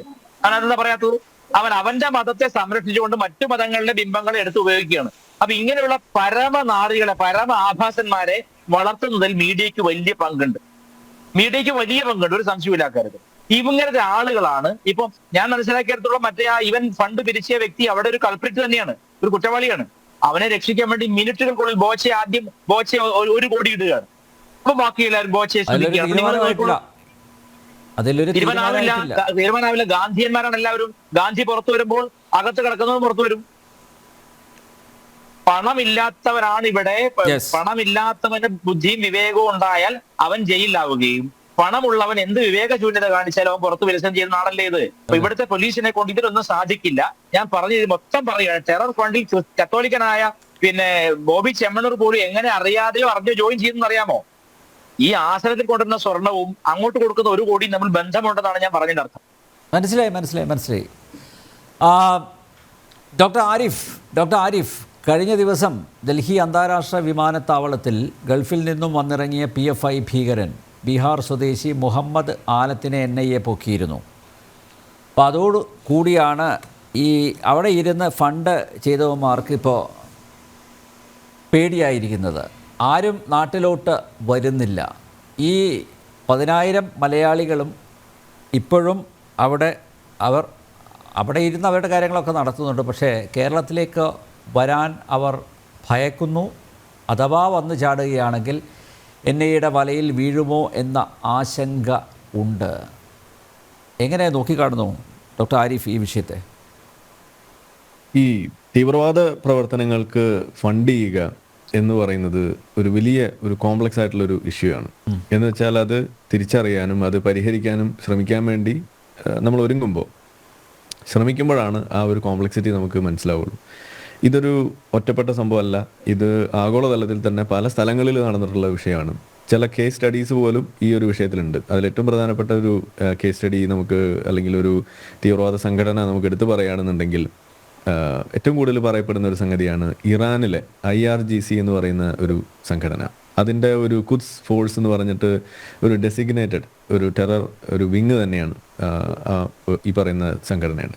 മാത്രമല്ല അത് ഇറാൻ്റെ ഒരു ഔദ്യോഗിക ഒരു മിലിറ്റന്റ് ഗ്രൂപ്പായിട്ടും കൂടിയാണ് അവരവിടെ നിലകൊള്ളുന്നത്. ഈ ഗ്രൂപ്പ് ആഗോളതലത്തിൽ സ്പ്രെഡ് ചെയ്തുകൊണ്ട് മിഡിൽ ഈസ്റ്റിൽ അറബ് രാഷ്ട്രങ്ങളിൽ പലതിലും കയറി ചെല്ലാൻ പറ്റാത്ത അവസ്ഥ ഉണ്ടായിരിക്കെ അവിടേക്ക് ചെല്ലാതെ ഇപ്പം നമ്മൾ പോപ്പുലർ ഫ്രണ്ടിൻ്റെ കാര്യം പറയുമ്പോൾ അതിലേക്ക് ഫണ്ട് ചെയ്ത ആളുകൾ മുഴുവൻ മിഡിൽ ഈസ്റ്റിൽ ഇരുന്നിട്ടാണ് ഈ പണി ചെയ്തു എന്ന് നമ്മൾ പറയുമ്പോൾ ഈ പറയുന്ന IRGCക്ക് വേണ്ടിയിട്ട് ഈ പണി ചെയ്ത ആളുകൾ മുഴുവൻ കൂടുതലും അമേരിക്കയിലും യൂറോപ്പിലും ഇരുന്നിട്ടാണ് ചെയ്തത്. ഇതാണ് അവിടെ നടക്കുന്നത്. ഇതിനിവർ ചെയ്യുന്ന ആ മോഡസ് ഒപ്പറാൻഡി എങ്ങനെയാണെന്ന് പറഞ്ഞു കഴിഞ്ഞാൽ ഇപ്പോൾ നമ്മളിവിടെ സംസാരിച്ച അതേ സംഗതി തന്നെയാണ്. അതായത് പ്രധാനമായിട്ട് കള്ളക്കടത്ത്, 2 ഷെൽ കമ്പനികൾ, 3 ഇതുപോലെയുള്ള ചാരിറ്റി പ്രവർത്തനങ്ങൾ, 4 ഇതുപോലെയുള്ള ചെറിയ സംഘടനകൾ മറ്റുള്ള സംഘടനകൾ ഉണ്ടാക്കിക്കൊണ്ട് അതിനു വേണ്ടിയിട്ടുള്ള ഫണ്ട് പിരിക്കലും കാര്യങ്ങളും, പിന്നെ 5 പള്ളി പണിയുക, മതസ്ഥാപനങ്ങൾ പണിയുക, ഇതുപോലുള്ള കാര്യങ്ങൾ ചെയ്യുക. ഇത് ഒരു കോമൺ പാറ്റേൺ ആണ്. ഇത് ചെയ്തുകൊണ്ട് ആഗോളതലത്തിൽ അവരുടെ വേരുറപ്പിച്ച് അവർക്ക് വേണ്ട ഫണ്ടിങ് കണ്ടെത്തി അതിലൂടെ പമ്പ് ചെയ്യുന്ന പണം മറ്റ് പല ആളുകളുടെ പേരിൽ, അതാണ് ഇതിൽ ഏറ്റവും എടുത്ത് പറയുന്നത്. കാരണം ഇവരുടെ സ്വന്തം ബാങ്ക് അക്കൗണ്ട് വഴി അങ്ങോട്ടും ഇങ്ങോട്ടും പണം കൈമാറാൻ കഴിയില്ല. പ്രത്യേകിച്ച് ഇറാനിലെ അവസ്ഥ നമുക്കറിയാം. ഒരു സാങ്ഷൻ തന്നെ അവിടെ ഉണ്ടായിരുന്നു ഓയിൽ എക്സ്പോർട്ടും കാര്യങ്ങളൊക്കെ ആയി ബന്ധപ്പെട്ടിട്ട്. അപ്പോൾ അതുകൊണ്ട് തന്നെ അതിനെ മറികടക്കാൻ കൂടി വേണ്ടിയാണ് ഇത്തരത്തിലുള്ള വഴികൾ അവർ ഉപയോഗിച്ചത്. അവർ ഉപയോഗിച്ചത് ഇറാനിയൻ ജനത അവരുടെ ആ ഒരു മുഖം അത് ഹൈജാക്ക് ചെയ്തുകൊണ്ട് മറ്റ് സ്ഥലങ്ങളിൽ പോയിട്ട് ജോലി ചെയ്യുന്ന ആളുകൾ എന്നുള്ള ആ ഒരു രീതിയിൽ ഈ തീവ്രവാദികളായിട്ടുള്ള ആളുകൾ അവിടെ പോയി ജോലി ചെയ്ത് കമ്പനിയിൽ വർക്ക് ചെയ്തും അതല്ലെങ്കിൽ കമ്പനികൾ നടത്തിയും ഇതുപോലെ നിന്നുകൊണ്ട് അതിൽ ഒരു കാര്യം കൂടി ഉണ്ട് നമ്മൾ വിട്ടുപോയത്. ക്രിപ്റ്റോ കറൻസിയും കൂടി ഈ ഒരു ഗണത്തിലേക്ക് വന്നിട്ടുണ്ട്. അതും കൂടി ഇപ്പോൾ ഇതിൻ്റെ ഭാഗമാണ്. അതായത് നോട്ട് കറൻസി ഇതിനേക്കാളൊക്കെ ഇന്ന് അവർക്ക് ഏറ്റവും വലിയ പ്രിയപ്പെട്ട ഒരു സാധനമായി മാറിയിരിക്കുകയാണ് ക്രിപ്റ്റോ കറൻസി. അതുകൊണ്ട് തന്നെ നമ്മുടെ രാജ്യത്തും ഇന്നും അതൊരു വലിയ ഒരു ഹേർഡിലായിട്ട് നിൽക്കുകയാണ്. ക്രിപ്റ്റോ കറൻസി ആക്സെപ്റ്റബിൾ ആകുന്ന വിഷയത്തിൽ ഇന്നും ഒരു തടസ്സമുണ്ടെങ്കിൽ ഈ ഒരു തീവ്രവാദ ബന്ധം തന്നെയാണ് അതിന് വഴിവെക്കുന്ന ഒരു സാധനമായിട്ട് ഇത് മാറുന്നു. മാത്രമല്ല ഒരു ടെറർ ഓർഗനൈസേഷനെ സംബന്ധിച്ച് നോക്കുകയാണെന്നുണ്ടെങ്കിൽ നമ്മൾ നോട്ടും ചില്ലറയും അതിനേക്കാളൊക്കെ ഹലാലായിട്ടുള്ള സാധനമാണ് ക്രിപ്റ്റോ കറൻസി എന്ന് പറയുന്നത്. നോട്ടൊക്കെ ഹറാമാണ് എന്നും കൂടിയാണ് അവർ പഠിപ്പിച്ചുകൊണ്ടിരിക്കുന്നത് നിലവിൽ. അപ്പോൾ അങ്ങനെ ഇതെല്ലാം വെച്ചുകൊണ്ട് ചെയ്ത് ആ പണം ഉപയോഗിച്ചുകൊണ്ട് ഈ ഇറാനിൻ്റെ തൊട്ടയൽ രാജ്യങ്ങളായിട്ടുള്ള നമ്മൾ ഇന്ന് പറയുന്ന 3 സംഘടനകൾ ഹു എന്ന് പറയുന്ന ഹമാസ്, ഹിസ്ബുള്ള, ഹൂത്തികൾ, ഈ 3 സംഘടനകളെയും പ്രോക്സികളാക്കി വെച്ചുകൊണ്ട് ആ മിഡിൽ ഈസ്റ്റ് ആ റീജിയണിൽ ഒരു തീവ്രവാദ പ്രവർത്തനങ്ങൾ പ്രോക്സി വാർസ് ഉണ്ടാക്കിക്കൊണ്ട് നമ്മൾ ഇന്ന് പറയുന്ന ഹമാസ് ഒക്കെ ഇസ്രായേൽ ഉണ്ടാക്കുന്ന വിഷയങ്ങളായാലും എല്ലാം നമ്മൾ പറയുന്നു. ഹിസ്ബുള്ളയെ കുറിച്ച് പറയുന്നു. പിന്നെ അതുകൂടാതെ സിറിയയിൽ ഇപ്പോൾ കണ്ടുകൊണ്ട് നടക്കുന്ന കാര്യം ഇതെല്ലാം ഇതിൻ്റെ അങ്ങേയറ്റം വരെ വന്ന് നിൽക്കുന്നു. അപ്പോൾ ഇതിൽ നമ്മൾ പറയുന്ന ഒരു കാര്യം ഇതിനെങ്ങനെയാണ് മനസ്സിലാക്കിയത്, എങ്ങനെയാണ് ഇതിനെ തടഞ്ഞത്?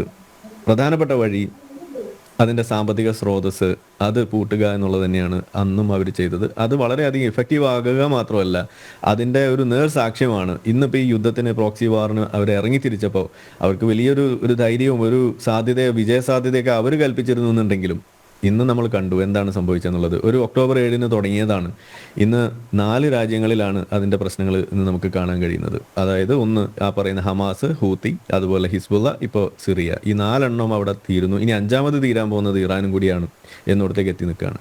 അപ്പോൾ ഞാൻ പറയുന്നത് ഈ ഫണ്ടിങ് എന്ന് പറയുന്നത് അത് കണ്ടെത്തുക, അത് ക്ലോസ് ചെയ്യുക, അതിന് കടിഞ്ഞാണിടുക എന്ന് പറയുന്നത് പ്രധാനപ്പെട്ട ഒരു വശമാണ്.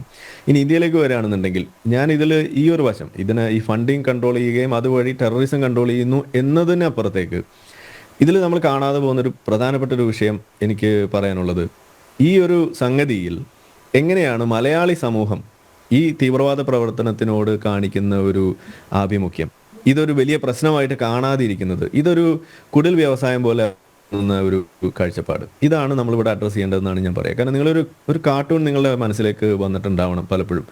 അതായത് തീവ്രവാദം എന്ന് പറയുമ്പോൾ, അല്ലെങ്കിൽ ഇസ്ലാമിക തീവ്രവാദം എന്ന് പറയുമ്പോൾ ഒരു ബോംബായിട്ട് ചിത്രീകരിച്ചുകൊണ്ട് അത് കത്തിക്കാൻ വേണ്ടിയിട്ട് കുറച്ച് തീവ്രവാദികൾ ഇങ്ങനെ നിൽക്കുമ്പോൾ അവരെ പൊക്കി പിടിച്ചു കൊടുക്കുന്ന കുറേ ആളുകൾ, ഈ ബോംബ് പൊക്കി പിടിച്ചു കൊടുക്കുന്ന കുറേ ആളുകൾ, അങ്ങനെ ഒരു കാർട്ടൂൺ വലിയ പ്രസിദ്ധമായ ഒരു കാർട്ടൂണാണ്. ആ കാർട്ടൂൺ കാണിക്കുന്നത് ഈ തീവ്രവാദികൾക്ക് അവരുടെ പ്രവർത്തനം, അവർ മുസ്ലിം സമൂഹത്തിൻ്റെ വളരെ ചെറിയൊരു ശതമാനമേ വരുന്നുള്ളൂ. പക്ഷേ അവർക്ക് ആ ചെറിയ ശതമാനമാണെങ്കിൽ പോലും ഈ പീസ്ഫുൾ മെജോറിറ്റി എന്ന് പറയുന്ന ആളുകൾ യഥാർത്ഥത്തിൽ പീസ്ഫുൾ ആണോ അല്ലേ എന്നത് മറ്റ് സമൂഹവും മുസ്ലിങ്ങൾ മൊത്തത്തിലും തിരിച്ചറിയാൻ അവർ സ്വയം ഒന്ന് ചോദിക്കേണ്ട ഒരു ഘട്ടമാണ് ഇന്നിപ്പോൾ വന്നിരിക്കുന്നതെന്നാണ് ഞാൻ പറയാം. കാരണം നിങ്ങൾ പോപ്പുലർ ഫ്രണ്ടുകാരെ കുറച്ച് പേരെ പിടിച്ച് ജയിലിലിട്ടു എന്നതുകൊണ്ട് ഇസ്ലാമിക തീവ്രവാദം ഇവിടെ തീർന്നു എന്നാണോ നിങ്ങൾ കരുതിയത്? അങ്ങനെ നിങ്ങൾ കരുതണ്ട എന്ന് പറഞ്ഞത് ആരാണ് സത്യത്തിൽ? ഇവിടെ അവരെ പൂട്ടിയ സമയത്ത് പല വീഡിയോകൾ ഇവിടെ ഇറങ്ങിയിട്ടുണ്ടായിരുന്നു. അതിൽ പല വീഡിയോകൾ ഇറങ്ങിയത് മിഡിൽ ഈസ്റ്റിൽ നിന്ന് തന്നെയാണ്. നിങ്ങൾ എന്താ ധരിച്ചത്? കുറച്ച് പോപ്പുലർ ഫ്രണ്ടുകാരെ അങ്ങ് പിടിച്ചങ്ങ് അകത്തിട്ട ഇതൊക്കെ അങ്ങോട്ട് തീരുന്നതാണോ, നമുക്ക് കാണാം എന്നൊക്കെ പറഞ്ഞ് ഭീഷണിപ്പെടുത്തുന്ന ചില വീഡിയോസൊക്കെ ഇവിടെ കറങ്ങി നടപ്പുണ്ടായിരുന്നു, ചില മിഡിൽ ഈസ്റ്റേൺ കാക്കമാർ തന്നെ.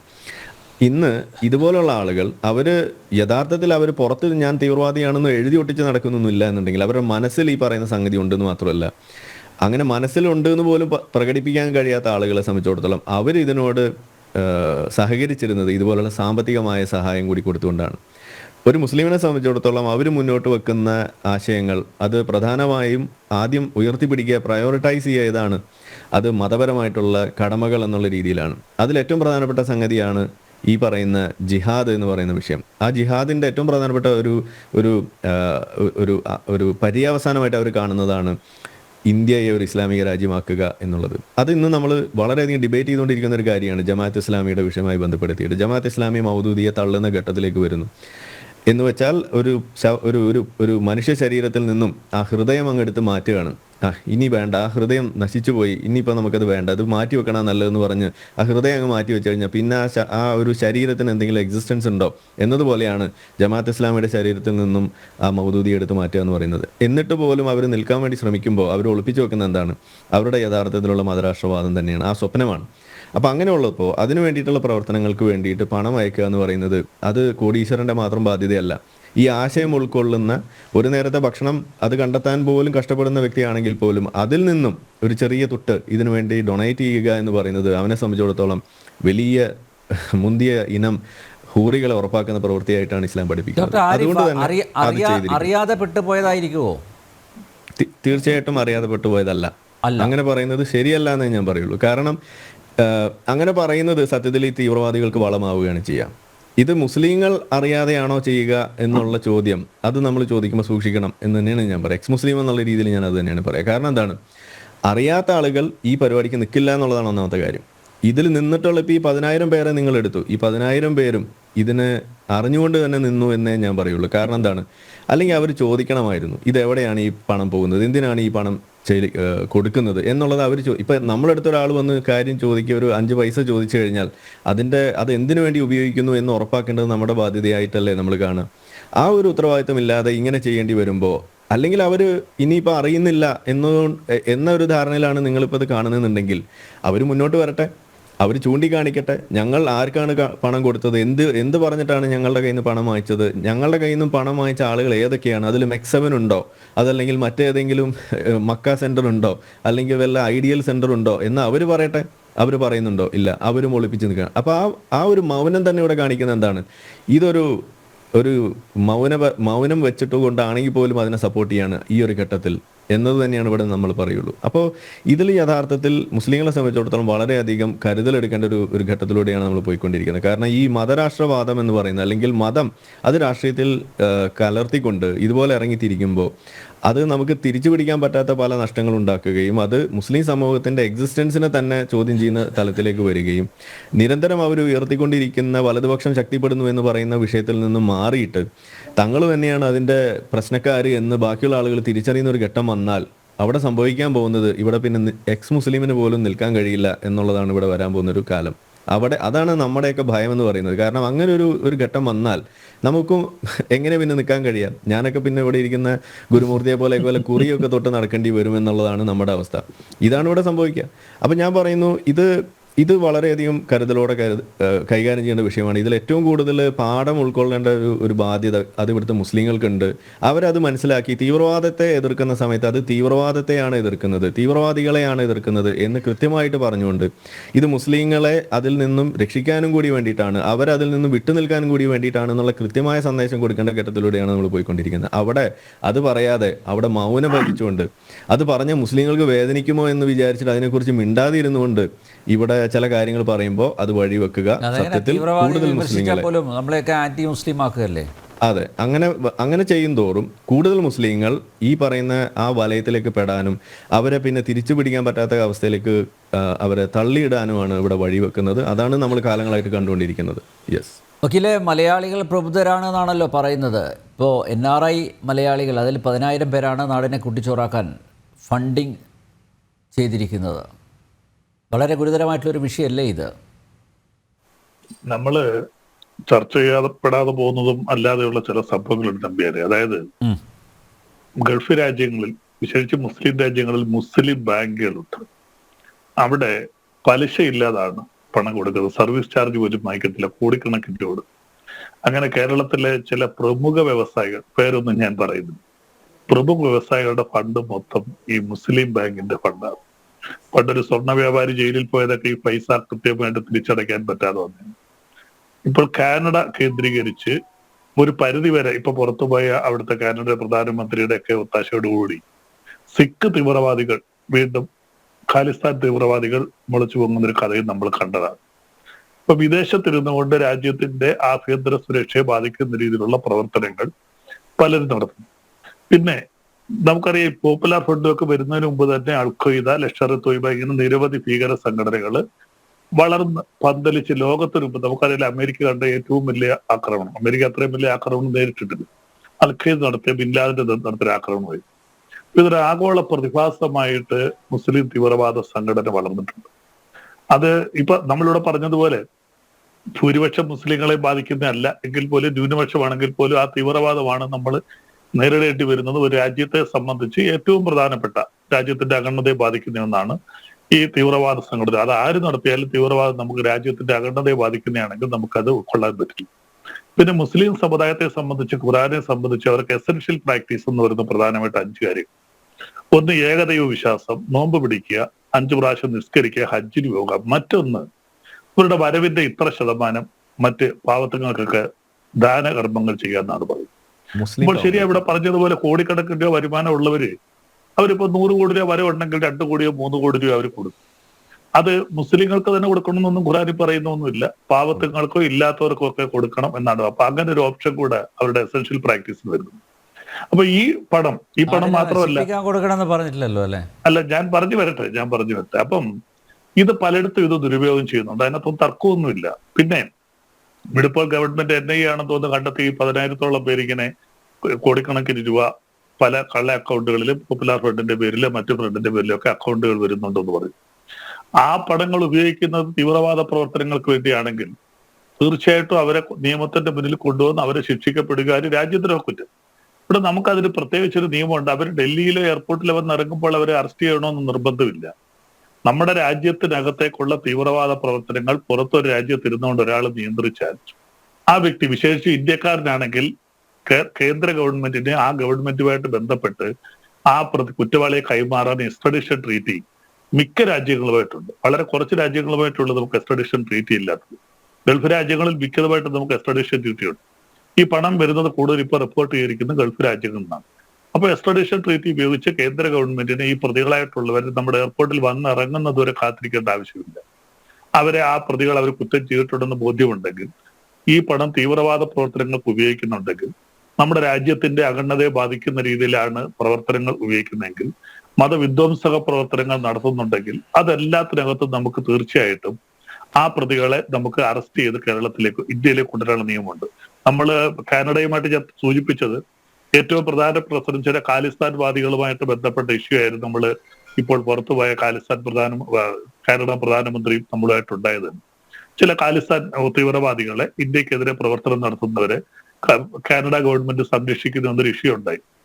അതിന് കാനഡ ഗവൺമെന്റ് അവർക്ക് പിന്തുണ കൊടുക്കുന്നു എന്നൊരു ഇഷ്യൂ ഒക്കെ നമ്മൾ ഒരുപാട് ചർച്ച ചെയ്തതാണ്. അപ്പൊ തീർച്ചയായിട്ടും അങ്ങനെ മറ്റൊരു രാജ്യത്തിരുന്നുകൊണ്ട് ഇന്ത്യയെ സംബന്ധിച്ചൊരു പ്രത്യേകത ഉണ്ട്. മിക്ക മുസ്ലിം രാജ്യങ്ങളും, സൗദി അറേബ്യ ഉൾപ്പെടെയുള്ള പല രാജ്യങ്ങളുമായിട്ട്, ദുബായ് ഒക്കെ ആയിട്ട് നമ്മൾ വളരെ കൂടുതൽ സൗദി അറേബ്യ തുടങ്ങിയ രാജ്യങ്ങളെല്ലാം, അബുദാബി തുടങ്ങിയ UAE രാജ്യങ്ങൾ ഒക്കെ ആയിട്ട് വളരെ വലിയൊരു ബന്ധമാണ് ഇന്ത്യ ഗവൺമെന്റ് ഇപ്പോഴുള്ളത്. അപ്പോൾ ആ ബന്ധം ഉപയോഗിച്ചുകൊണ്ട് രാജ്യത്തിന്റെ വിധ്വംസക പ്രവർത്തനങ്ങൾക്ക് വേണ്ടി അവർ പണം ഉപയോഗിക്കുന്നുണ്ടെങ്കിൽ തീർച്ചയായിട്ടും കേന്ദ്ര ഗവൺമെന്റിന് ആ ഗവൺമെന്റുകളുടെ സഹായത്തോടുകൂടി അവരെ കസ്റ്റഡിയിലെടുക്കാൻ കഴിയും. അവർക്കെതിരെ നിയമ നടപടികൾ സ്വീകരിക്കാൻ കഴിയും. ആ രീതിയിലേക്ക് തന്നെ നീങ്ങണം. അതിനകത്തൊന്നും ആരും എതിരില്ല. നമ്മുടെ രാജ്യത്തിന്റെയോ ഇവിടുത്തെ ഭാരതത്തിന്റെ മതേതരത്വം തകർക്കുന്നതിനോ ഏത് വിധ്വംസക പ്രവർത്തികൾ നിന്നാലും അവരെയൊക്കെ അറസ്റ്റ് ചെയ്യണം. അവർക്കെതിരെ നിയമപരമായ നടപടികൾ സ്വീകരിക്കണം. അത് മാത്രമല്ലല്ലോ, നമ്മൾ വർഷങ്ങളായിട്ട് പാരമ്പര്യമായിട്ട് നമ്മൾ ആഘോഷിച്ചു കൊണ്ടുവരുന്ന നമ്മുടെ ഒരു മതസൗഹാർദ്ദം, നമ്മുടെ ഭാരതത്തിന്റെ ഒരു പ്രത്യേകത, ഇതെല്ലാം നമ്മൾ കാത്തു സൂക്ഷിക്കേണ്ടതായിട്ടുണ്ട്. അല്ല, വക്കീലെ, ഒരു കാര്യം ചോദിച്ചോട്ടെ, മോദി സർക്കാർ മുസ്ലിങ്ങളെ വേട്ടയാടുന്നു എന്ന് പറഞ്ഞ് കൊടിപിടിക്കല്ലേ ഇവിടെ? അല്ല, മുസ്ലിങ്ങളെ വേട്ടയാടുന്നത് ഇതല്ലല്ലോ. അത് നമ്മുടെ ഭാരതത്തിനകത്ത് വരുന്ന ചില ഇഷ്യൂസും അന്തർദേശീയ തലത്തിലുള്ള ഇഷ്യൂസ് നമ്മൾ രണ്ടിലും കൂടെ കൂടിക്കുഴച്ച് കാണുന്നുണ്ട്. അത് ചില സ്ഥലങ്ങളില്ലേ അത് നമ്മള് പറഞ്ഞ പോലെ ഈ 10,000 പേരെ വിട്ടുതരണം എന്നൊക്കെ പറഞ്ഞ് അങ്ങനെ ഒരു ഇടപാട് നടക്കില്ല. അല്ല, ഞാൻ പറഞ്ഞ 10,000 പേരെ വിട്ടുതരണം എന്ന് പറയുന്നത് അവർ ആ രീതിയിൽ ഫണ്ടിങ് നമ്മുടെ രാജ്യത്ത് അനിശ്ചിതാവസ്ഥ ഉണ്ടാക്കാൻ വേണ്ടി പണം ചെലവാക്കുന്നുണ്ടെങ്കിൽ തീർച്ചയായിട്ടും അവർക്കെതിരെ നടപടി എടുക്കുക. ഈ രാഷ്ട്രങ്ങളൊന്നും ഇതിന് നിൽക്കില്ല. കാരണം അവരൊക്കെ പല രീതിയിലും നമ്മുടെ ഗവൺമെന്റുമായിട്ട് അങ്ങേയറ്റം ബന്ധപ്പെട്ട് നിൽക്കുകയാണ്. ഇപ്പൊ സൗദി അറേബ്യയായിട്ട് വളരെ ശക്തമായ ബന്ധമാണ്. കാരണം റഷ്യൻ പ്രശ്നം ഉണ്ടായപ്പോൾ അത് ക്രൂഡ് ഓയിലുമായിട്ടൊക്കെ ബന്ധപ്പെട്ട കാര്യമാണ്. സൗദി അറേബ്യയുടെ ഏറ്റവും വലിയ കസ്റ്റമർ നമ്മളാണ്. നമ്മളെ വിട്ടൊന്നും അവർക്ക് നിൽക്കാൻ പറ്റില്ല. അപ്പൊ അതുകൊണ്ട് തീർച്ചയായിട്ടും ഇന്ത്യ ഗവൺമെന്റ് ശക്തമായ നടപടിയായിട്ട് പോയാൽ മിഡിൽ ഈസ്റ്റിൽ വരുന്ന കൂടുതൽ രാജ്യങ്ങൾക്കും ഇന്ത്യ ഗവൺമെന്റ് രീതിയായിട്ട് വഴങ്ങേണ്ടി വരും. UAE ഉൾപ്പെടെയുള്ള 7 രാജ്യങ്ങൾ, അവിടെ ഏറ്റവും നല്ല ബന്ധമല്ല. അവിടെ ഇപ്പോൾ തന്നെ വിസ ചട്ടങ്ങളൊക്കെ ഗവൺമെന്റ് എടുത്തു മാറ്റിയിട്ടുണ്ട്. ഞാനൊക്കെ പണ്ട് പോകുമ്പോഴുള്ള നിയമമല്ല ഇപ്പൊ ഈ അടുത്ത സമയം ദുബായിൽ പോയപ്പോഴുള്ളത്. അപ്പോൾ ഒരുപാട് കാര്യങ്ങൾ നമുക്ക്, അതുപോലെ തന്നെ ഏറ്റവും കൂടുതൽ മുസ്ലിങ്ങളുള്ള ഇന്തോനേഷ്യ, അവിടെയുമായിട്ട് നമ്മൾ ഒത്തിരി മാറ്റങ്ങൾ വരുത്തിയിട്ടുണ്ട്. അപ്പൊ ഈ രാജ്യങ്ങളെല്ലാമായിട്ടും നയതന്ത്ര ബന്ധത്തിൽ അങ്ങനെയുള്ള ഒരുപാട് കാര്യങ്ങളുണ്ട്. ആ നയതന്ത്ര ബന്ധത്തിന്റെ ഒരു ഭാഗമാണ് നമ്മുടെ രാജ്യത്ത് അനിശ്ചിതാവസ്ഥ ഉണ്ടാക്കുന്നതെന്ന് ബോധ്യമുണ്ടായത്. അവിടെയാണ് നമ്പ്യാർ ചോദിച്ച ഒരു ചോദ്യത്തിന് പ്രസക്തി. അതൊരിക്കലും നിരപരാധികളിലേക്ക് പോകരുത്. ചിലപ്പോൾ ഈ പറഞ്ഞതുപോലെ ഇപ്പൊ യൂസഫ് അലി പണം കൊടുക്കുന്ന കാര്യം പറഞ്ഞു, മമ്മൂട്ടി, അദ്ദേഹം വളരെ കൂടുതൽ ചാരിറ്റബിൾ പ്രവർത്തികൾ ചെയ്യുന്നവരാണ്. അപ്പൊ ആ പണം കൊടുക്കുന്നത് അവരുടെ അറിവോടെയാണ്. ഞാൻ ഒരു അനുഭവം പറയാം. എന്റെ ഒരു അനുഭവം, ഒരാഴ്ചക്ക് മുമ്പാണ് ഞാൻ ഇവിടെ ഇരിക്കുമ്പോൾ എന്റെ ഒരു സുഹൃത്ത് പോലീസ് ഓഫീസറുടെ കേസിന്റെ കാര്യം ചർച്ച കൊണ്ട് എന്റെ വീട്ടിലിരിക്കുക.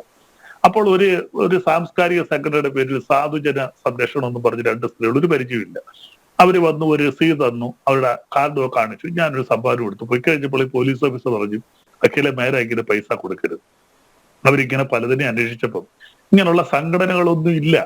ഇപ്പൊ ഇവര് സാധുജന സംരക്ഷണ സമിതി എന്നും പറഞ്ഞാണ് ഇവിടെ വന്നിരിക്കുന്നത്. ശൂരനാട് എന്ന സ്ഥലത്തു നിന്നാണ്. അതിന്റെ രജിസ്ട്രേഷൻ നമ്പർ കാണിക്കുന്നത്. കള്ളമൊന്നും എനിക്കറിയില്ല. അപ്പൊ ഇങ്ങനെ നിരവധി പേരുകൾ അവിടെയാണ് തെറ്റിയത്. ഇത് കഞ്ഞുകൂടിയൊന്നുമല്ല. പോലീസ് ഓഫീസർ പറഞ്ഞ് ഇവർക്ക് മാസ ശമ്പളത്തിലോ ഡെയിലി ശമ്പളത്തിലോ ചില ശക്തമായ ലോബികൾ ഇവരുടെ പിന്നിലുണ്ട്. അവരാണ് ഇതിന്റെ പിന്നിൽ വിട്ടുകൊണ്ട് ഇവർക്ക് വന്നാൽ 100, 200 അല്ലെങ്കിൽ 300 രൂപ ഇങ്ങനെ ഏരിയ വിട്ടാണ് ഒരു പിരിവിന് പോകുന്നത്. അപ്പൊ കൊടുക്കുന്നവർ പലപ്പോഴും ഒരുപക്ഷെ ഇത് തീവ്രവാദ പ്രവർത്തനം ഉപയോഗിക്കുന്ന അറിഞ്ഞുകൊണ്ടായിരിക്കണമെന്നില്ല പണം കൊടുക്കുന്നത്. ഒരു സംഭാവന പിരിക്കുന്നു, ശരിയാണ്. ഇപ്പൊ ഹജ്ജിന് പോകണമെന്ന് പറയുന്നു. വളരെ സാമ്പത്തിക ബുദ്ധിമുട്ടോടുകൂടി ഹജ്ജിന് പോകാൻ പറ്റാത്ത എത്രയോ മുസ്ലിങ്ങൾ നമ്മുടെ നാട്ടിലുണ്ട്. അപ്പൊ അതിനുള്ളൊരു സമ്മതി എന്ന് പറയുമ്പോൾ സാമ്പത്തികമുള്ളൊരു സഹായിച്ചെന്നിരിക്കാം. കാര്യം അവരുടെ മതവും അങ്ങനെ അനുശാസിക്കുന്നുണ്ട്. അപ്പോൾ അതിനകത്ത് നമ്മൾ പിന്നെ ഈ തീവ്രവാദ പ്രവർത്തനത്തിനാണ് പണം കൊടുക്കുന്നതെങ്കിൽ ഏറ്റവും വലിയ തെറ്റ് വാങ്ങിക്കുന്നവരെക്കാൾ വലിയ തെറ്റ് കൊടുക്കുന്നവരാണ്. വാങ്ങിക്കുന്നവരല്ല വലിയ തെറ്റ് ചെയ്യുന്നത്. ആ പണം കൊടുത്ത് ഇതിനെ പ്രോത്സാഹിപ്പിക്കുന്നവരാണ് ഒന്നാമത്തെ കുറ്റവാളി. അപ്പൊ അവർക്കെതിരെ ശക്തമായ നടപടി എടുക്കണം. അതിനകത്തൊന്നും ആരും എതിരില്ല. പക്ഷെ നമ്പ്യാരെന്നെ പറഞ്ഞതുപോലെ അങ്ങനെ എടുക്കുമ്പോൾ അത് മുസ്ലിം വർഗീയ വേട്ടയായിട്ട് അത് മാറരുത്. അത് മാത്രമേ ഉള്ളൂ നമുക്ക് പറയാം. പലപ്പോഴും അങ്ങനെ പലപ്പോഴും പല നിയമങ്ങളും പലപ്പോഴും അത് മാറ്റുന്ന ആരാ വക്കീലേ? അല്ല, പല നിയമങ്ങളും പല ഉദ്യോഗസ്ഥരും ദുരുപയോഗിച്ചാണ് നമുക്കെതിരെ ഉപയോഗിച്ചു.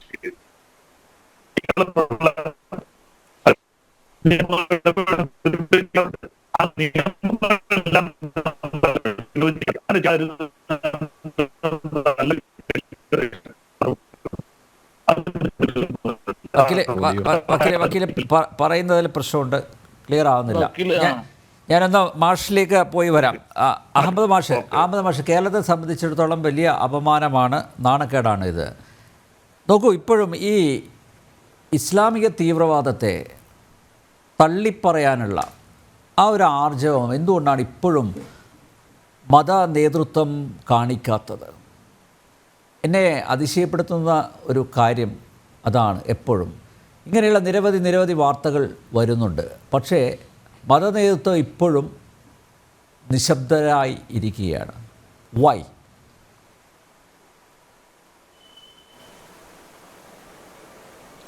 അതൊരു പ്രധാനപ്പെട്ട ചോദ്യമാണ് ശ്രീ അനിൽ നമ്പ്യാർ. അതിന് പല കാരണങ്ങളുണ്ടെന്ന് ഞാൻ മനസ്സിലാക്കുന്നു. ഒന്ന്, നേരത്തെ തീവ്രവാദത്തെ അപലപിച്ചിരുന്ന സംഘടനകൾ, മുഖ്യധാര ഇസ്ലാമിക സംഘടനകളൊക്കെ തന്നെ തീവ്രവാദത്തെ ഒറ്റപ്പെടുത്തുകയും അതിനെതിരായി നിരന്തരം മതപ്രസംഗങ്ങളും വയലും ഒക്കെ പറയുകയൊക്കെ ചെയ്തിരുന്നൊരു പാരമ്പര്യമുണ്ട്.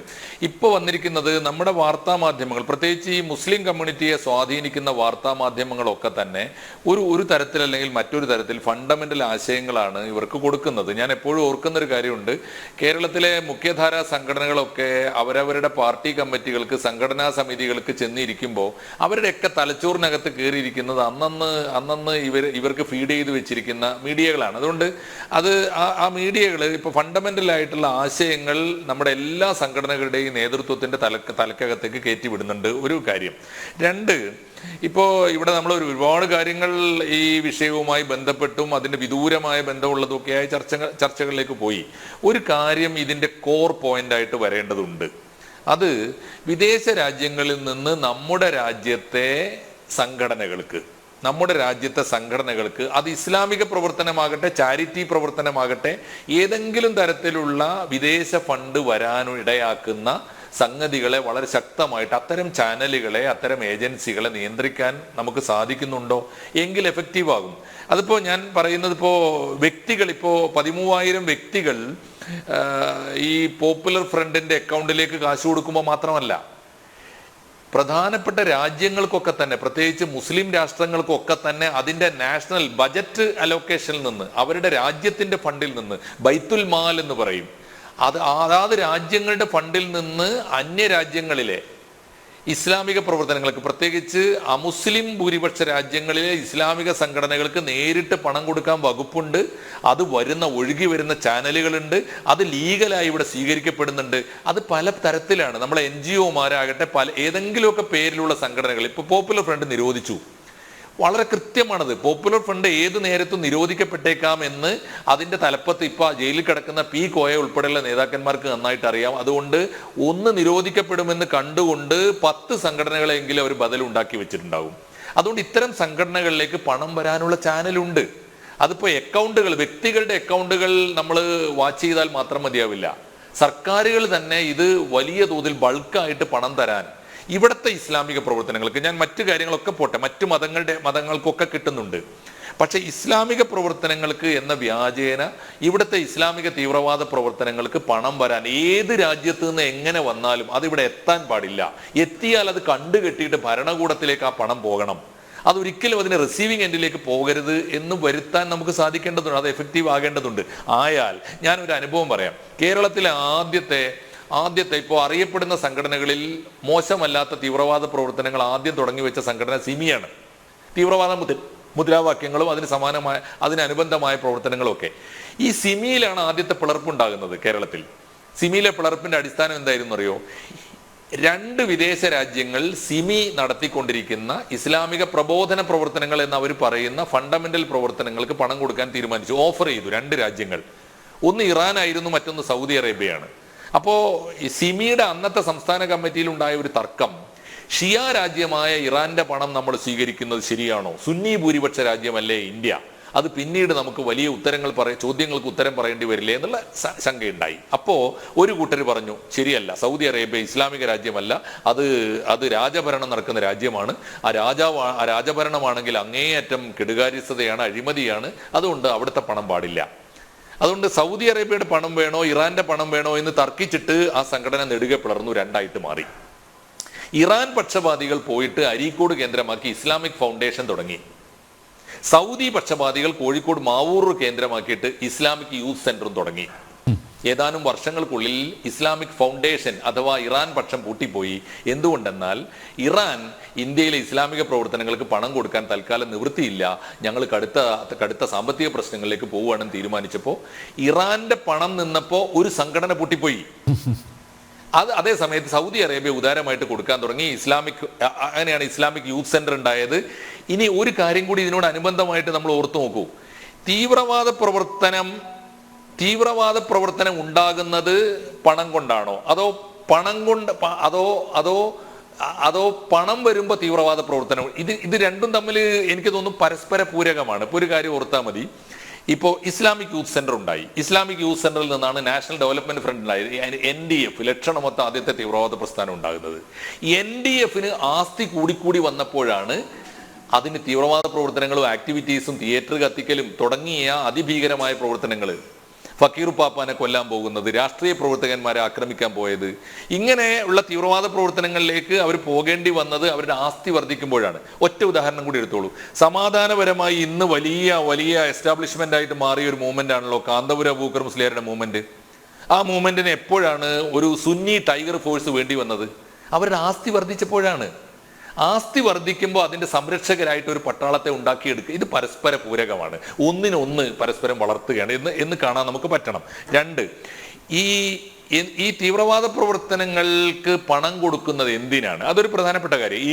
എന്ത് ചേതോ വികാരത്തിലാണ് പണം കൊടുക്കുന്നത്? തീവ്രവാദ പ്രവർത്തനങ്ങൾ എന്തോ ദൈവത്തിന്റെ മാർഗത്തിലുള്ള വലിയ പുണ്യപ്രവൃത്തിയാണെന്ന് വിശ്വസിക്കുന്നവർ എൻ്റെ അറിവിൽ പാവങ്ങളാണ്, പട്ടിണി പാവങ്ങളായ യഥാർത്ഥ വിശ്വാസികൾ നല്ലൊരു ശമനം. തീർച്ചയായിട്ടും ഐഡിയോളജിക്കലി ഇസ്ലാമിനകത്ത് ഇങ്ങനെ ഒരു അംശമുണ്ട്.